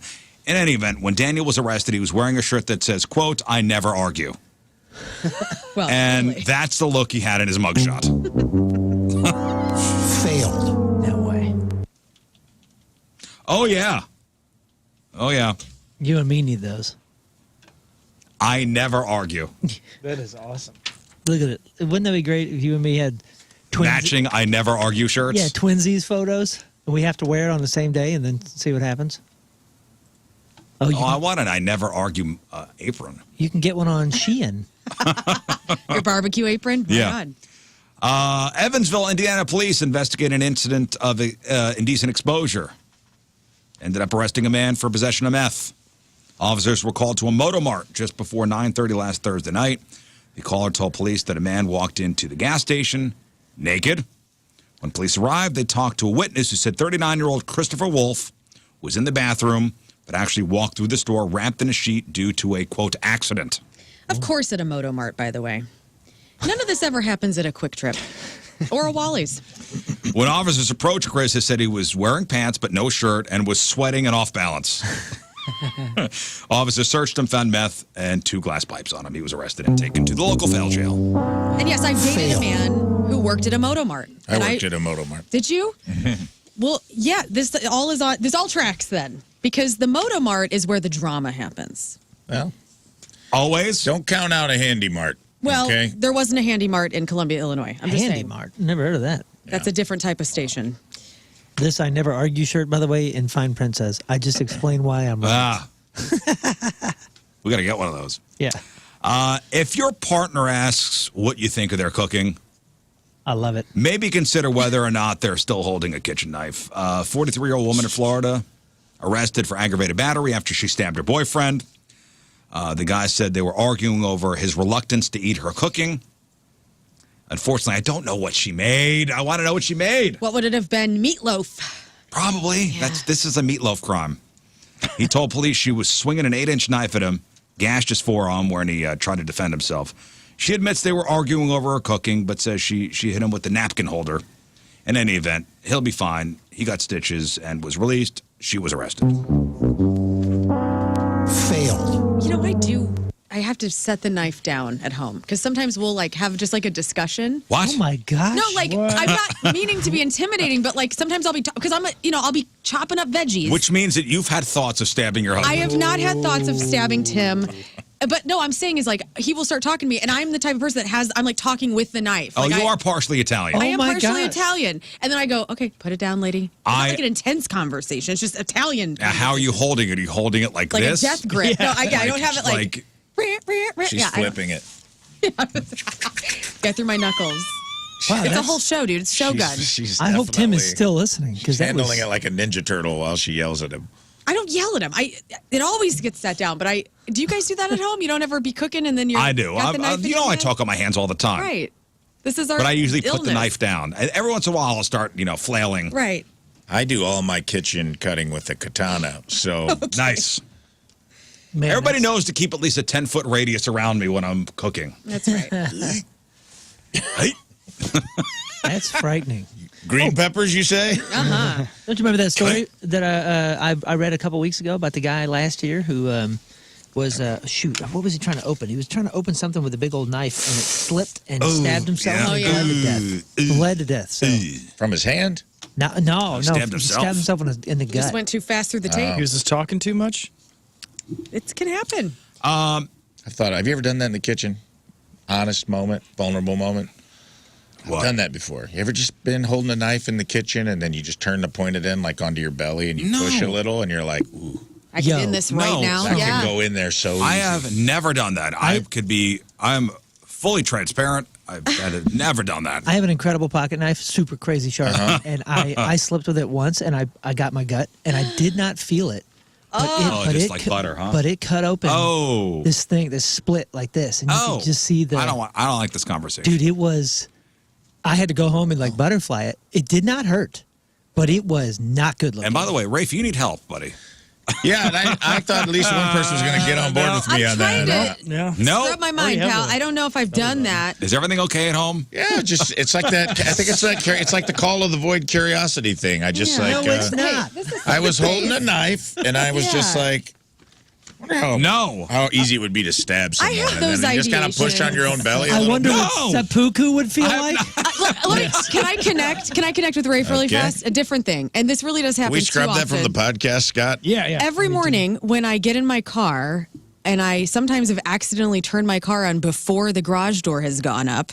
Yeah. And I go, oh my God, I could have just ended everything like right now. Like Oh my I've gosh. had that ideation before, and that's normal. yeah. That if suicidal ideations, just like the call to the void, can happen. The Well, I call to wasn't the thinking void about though is suicide with the knife. I was just like thinking about like How sharp? how easy it would be to like. All right, pierce- well, my story is darker then. Okay. Yeah, I mean, I've had suicidal ideation. I'll get on board Your with thought you is there. like, if I start the car up and just keep the garage door closed. Yeah. Yeah, and sometimes you're just like, maybe I should. No, what? No. No, that's a real mental health thing. Like, yeah, like. I really thought you guys would relate to this way more. No. The call to the void thing is like something. It does only happen to me in specific places, especially the Golden Gate Bridge, like a couple other things, and that's like almost like you're fighting some sort of demon inside of you that's Yeah. telling you to do this. That is Right. like not like I wonder what this would feel like. It's very You're different. telling me you guys have never gone to a well and just been like by yourself, and when you throw the penny in and make a wish, you're like, I should just jump into. That's an ideation. I'm not sure about that. But on the next #2 show, I thought Rafe this was gonna tries be way seppuku. more relatable. I'm with you, pal. I know what you're talking about, and it's and I think a lot of people out there do know what we're talking about, and it's okay. Just stay alive. It's okay. It's okay to feel things, guys. Just not I know we knives. just went to a really dark place, and maybe that's a fail in itself. But It's not okay to feel knives. I bet I'm not the only one, or maybe I am, and I'm a psycho. I'm glad you said it out loud, though. That means Me a lot. too. That was a really good way to land the plane on a Friday. Let's have a good Friday. All right. Well, here's let's go to Cancun, guys. All right. And leave the knives at home. Here's one way not to make your flight to Cancun. A couple were arrested at Miami International Airport for attacking airline staff, with one even throwing coffee in a worker's face while trying to force their way onto a flight to Mexico. So the two were running late for their flight to Cancun last Sunday when they got into a heated altercation with airport staff. During the fight, one of the suspects threw a coffee in the face of an American Airlines employee. And video of the incident shows several cop cars responding to the tarmac next to the American Flight 2994 just before takeoff. So one was charged with resisting an officer without violence and trespassing, while the other was charged with 2 counts of battery and trespassing. And they will be banned from American Airlines for life. I just don't understand, like, You're late for your flight. Now you're arguing with airline staff like that's going to help. Yeah. And then you throw coffee into the face of one of the workers. Sir, Fail. would you like first class? Yeah. Right this way, sir. You've convinced me. Right. You have time to get coffee, but you don't have time to make your flight. Great point. Excellent point. Wow. You've done this to yourself. You're right. And also, your arguing is taking up time. Like, what are we doing? Just get on the damn plane and shut up. You know? Have your coffee. Yeah. Yeah. And did you ever think about taking that coffee and Yeah. spilling it on yourself while it's hot? It's just what happens. So you can just feel again? Stop this. Here are my two final favorite. By the way, I love Cancun. The messages coming in agreeing with Rafe, and they've felt that before. Thank you. All right. I understand Rafe. Thank you. I agree with Rafe. I don't know if it's an agree or disagree thing. Yeah. It's more of an understanding thing. You guys need. Nah, we're cool. We're You guys not need to going talk to anywhere, by somebody. the way. Well, I've had the dark intrusive thoughts, just never with a knife in myself. That was more of a curiosity of like, I didn't like go full harikari. I just gave it a little that could go in easy, Yeah, dude. it goes in way Careful. easy. The boundaries of life. Careful, dog. We are soft creatures. It goes in. Yeah, real that was easy. more. It was more the curiosity of like the softness of the human exoskeleton. Yeah, and maybe it's because I had it happen. I'm just like, nope, not interested because that was not fun. Hey, if you're a meth head, Why are you looking at me? okay, I'm just looking in your general direction. Okay, Look at the sky, please. If you're a meth head, Rafe, Yeah. Been there, brother. you gotta keep track of where you keep your meth at all times. It's Am I right? helpful. Ah, yes. Especially if you're dropping the kids off at school. Keep it in a Oh, no. necklace. Like Right. your Aunt Judy. And write down. And digitally write down exactly where you're Well, hiding it. you see, what had happened was a Tennessee man arrested after accidentally dropping a bag of meth while dropping off his girlfriend's kid at an elementary school. Oh. So last Tuesday, a plastic baggie was found on the floor inside the main entrance of this elementary school called North Lafayette Elementary. According to police, the bag held a, quote, suspicious substance and was immediately turned over to the school resource officer. Officials say the man was later identified as Connor Shelton McCulley. After field testing, it was confirmed, yes, it was meth. And when the school watched security footage, they saw that Connor had gone to pick up his cell phone out of his pocket and pulled the cell phone out, and the bag of meth fell out of the pocket as well. And this was all while dropping off his girlfriend's kid. Connor was arrested 2 days later. Failed. And finally, we've all been to karaoke bars, right? Oh, yeah. The best. Love a karaoke bar. Japan is the best. The karaoke bars over there are full-on experiences. We are just starting to understand how to pull off a good karaoke bar here, but man. Listen, if you got your mind set on doing some karaoke, and what happens when you get to the bar and they go, oh, sorry, the machine's broken? What do? I start singing a cappella, and You go, everybody "Hey, loves I'm- it. I'm going to just stand up here on the bar and just sing anyway. Yes. What do you mean the machine's broken? The machine's broken. Why are we even here? We go to a new bar. Either go to a new bar or just chalk it up to, the machine's not working, we'll have a drink anyway. Right. Oh, no. 34-year-old guy in Clearwater, Florida. His name is Aaron Jablonski. Aaron Jablonski was at a place called the Overtime Sports Bar at 2:30 in the morning this past Saturday. And he was furious because the karaoke machine was not working. He storms out, and that's when another karaoke fan tried to get him to cool down. Hey, Aaron, cool down, buddy. Aaron was not in the mood and then pulled a gun out of his waistband. Oh, boy. Aaron. That's why we can't have nice things. He pointed at the other man and shouted, I don't effing care. Somebody called the cops. They show up. Aaron stole the gun. Witnesses say they saw him waving it around. He even fired off a round. I don't effing care. I need to sing my Christina Aguilera Yes, for you guys. you're beautiful. Oh, that's James Blunt. Nobody was hurt, thankfully. What did he want to sing? I got to know what kind of guy this is. I'm just going to make up a song in my head that I want him to sing. Okay. Bodies. That love No. and feeling. Well, he was arrested on 2 felony charges, aggravated assault, possession of a firearm by a felon, Again, no stranger to the law. Convictions for DUI, disorderly conduct, theft, 2 separate incidents of battery on a police officer. Not a good dude. Failed. What do you want to say? I'm imagining like the Dan band in Old School. He's like cursing up there because he's hammered. Remember the wedding band? Yes. That's what I'm imagining. Total this guy. Eclipse of the Heart? Yes. No, he wanted to sing Linger by the Cranberries. It's a great song. Okay, this makes more sense. In my head, I don't know.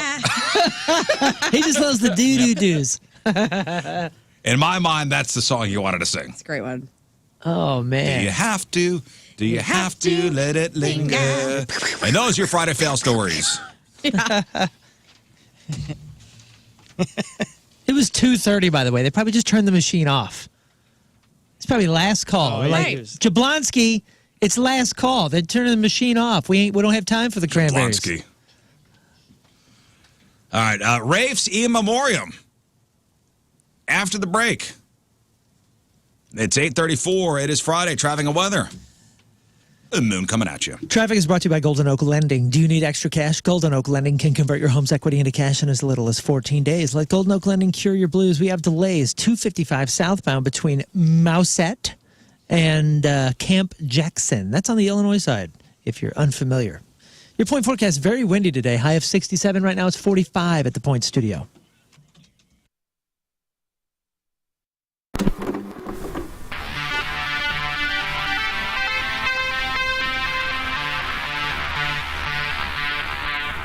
It's 105.7 The Point. Donnie Fandango backstage, way back Point Fest, Goldfinger, and we got everybody. How you guys doing? It's great to have you. Woo! Thanks for having us. Well, and welcome back to St. Louis. I know specifically people were absolutely stoked to see you guys and have you guys back here. And, you know, our buddy Moon is waving that Goldfinger flag when you guys aren't here, man. Moon rules. Yeah, pretty much. I've known Moon way before Moon. Thanks, buddy. He's a really good man and an incredible musician, and it's an honor to have him in the band with us. Really, really incredible. Thanks, you know, and I say this, and we're going to do this. We're going to make him feel uncomfortable. We're going to talk about him right in front of him, all right? But you have access to probably thousands of musicians. Moon, we see what Moon does with Greek Fire and things. What was it about him that you wanted to bring him into Goldfinger? Obviously, he can do a lot of stuff, so I would assume that. He's a good-looking dude. There's that, too. The first conversation I think I ever had with Moon was, would you make out with Sting? And his answer was, of course, yes. Yeah, in an instant. Yeah. Can I get an autograph, too? And we both were in agreement that we would both jerk him off. Birthdays ever because of my friends here in this room getting me the shoot. You know, I get the opportunity to go down to Energizer Park, where St. Louis City SC play, and of course, St. Louis City SC, you can get that debit card at Together Credit Union. They are the exclusive home where you can get that City SC debit and credit card, which gets you so many perks. But did you know that they're also your hometown home loan provider over at Together Credit Union? They have a home loan solution for every buyer, and it's all handled right here in-house in St. Louis. It doesn't have to go somewhere else to get more complicated. And sometimes these situations and everything can be a process, can be a complex process. But Together Credit Union is there for us to make sure in St. Louis right here that if you're ready to get in on the action on any side, any kind of loan, that they're going to make it easy. They're going to make it simple. Maybe it's your first home. Maybe you're downsizing, sizing up, need a second mortgage, fixed rate, adjustable rate, conventional jumbo loans. I can go on forever, but I'll simply say they have it all. They have it all. From the specialty loans, FHA, construction, union member mortgages. Together Credit Union understands that mortgage loans can be complicated, so they will help guide you through the entire process and make it easy. Again, all handled in-house here in St. Louis. That's Together Credit Union's experienced team, handling the underwriting for you, servicing, and everything in between locally. Remember, Together Credit Union is your hometown home loan provider, so check out rates now. Here's to making St. Louis your home. Together Credit Union, federally insured by the NCUA. TogetherCU.org.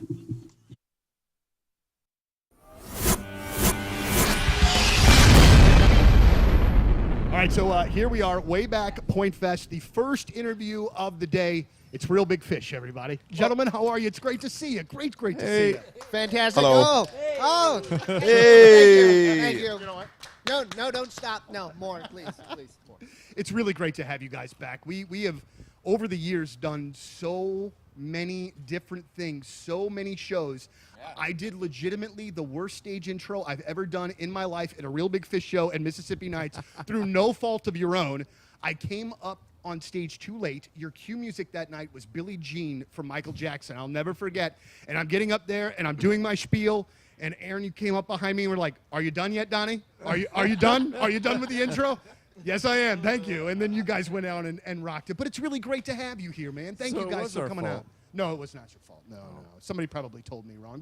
But do you remember any of those, older shows here? Like, because we've had you at the amphitheater. I mean, Mississippi Nights. All over the place. I was just telling you guys a story about first time I tried like really hot sauce. I wasn't into it back in the old days. But the singer of Smash Mouth at one of these festivals gave me Dave's Insanity sauce or something, and I was like... And that was here? That was here. My first time trying hot sauce. I don't even remember. Excited? I don't even remember you guys being... I don't remember you guys being here with Smash Mouth. Even. Yeah, maybe it was somewhere in Florida. I think it was Blues Traveler. All right. Yeah, it could have been. Who knows? Maybe it was the Spin Doctors that gave me... You know what? I will still... No, it was Gay Guitar. Wow, oh wow. We are going That's deep an into the obscure 90s reference bands. of the 90s. I only know the Whoever You Are song. I have nothing else going on with Giggy Ta, even remotely. Marcy Playground. Would that have been funnier? Sex and Candy, St. Joe and the School Bus. There you go. Yeah, I could do the single game all day. All day. So, one of the things... Who sang that song? If you see K. And if you see K. What song is it? I don't know. It's a 90s song. Okay. 90s. You said you know about the 90s. Well, I mean, I think I know a lot about the 90s, but I don't know necessarily everything. Okay. He does. I really thought that we were going good places when the interview started. Now I'm questioning whether the interview started.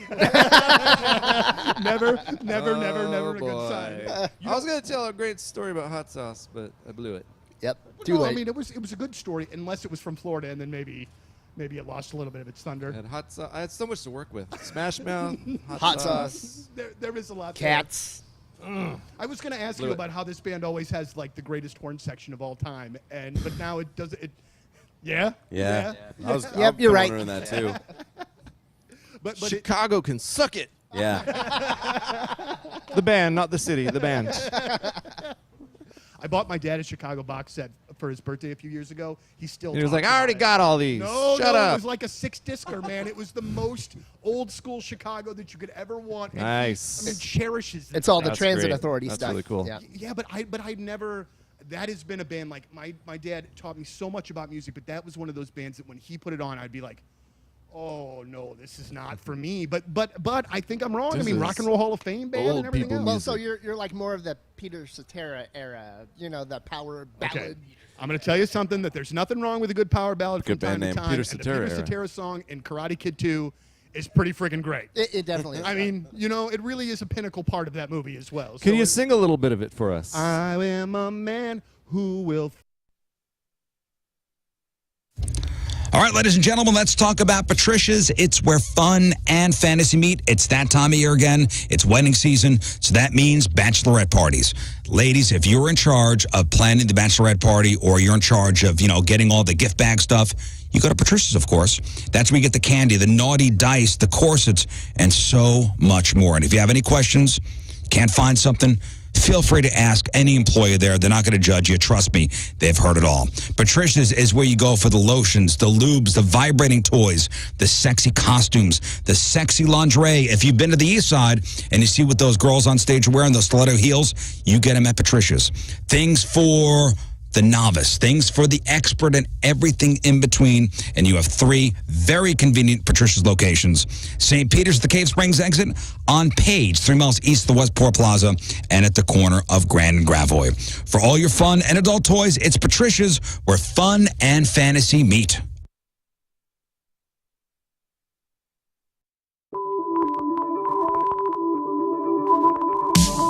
Yes, have some. You go. Hey guys, it's a commercial break. Make sure to like, subscribe, and share. It's the best way to show your love for the Rizzuto Show. So cheesy. All right.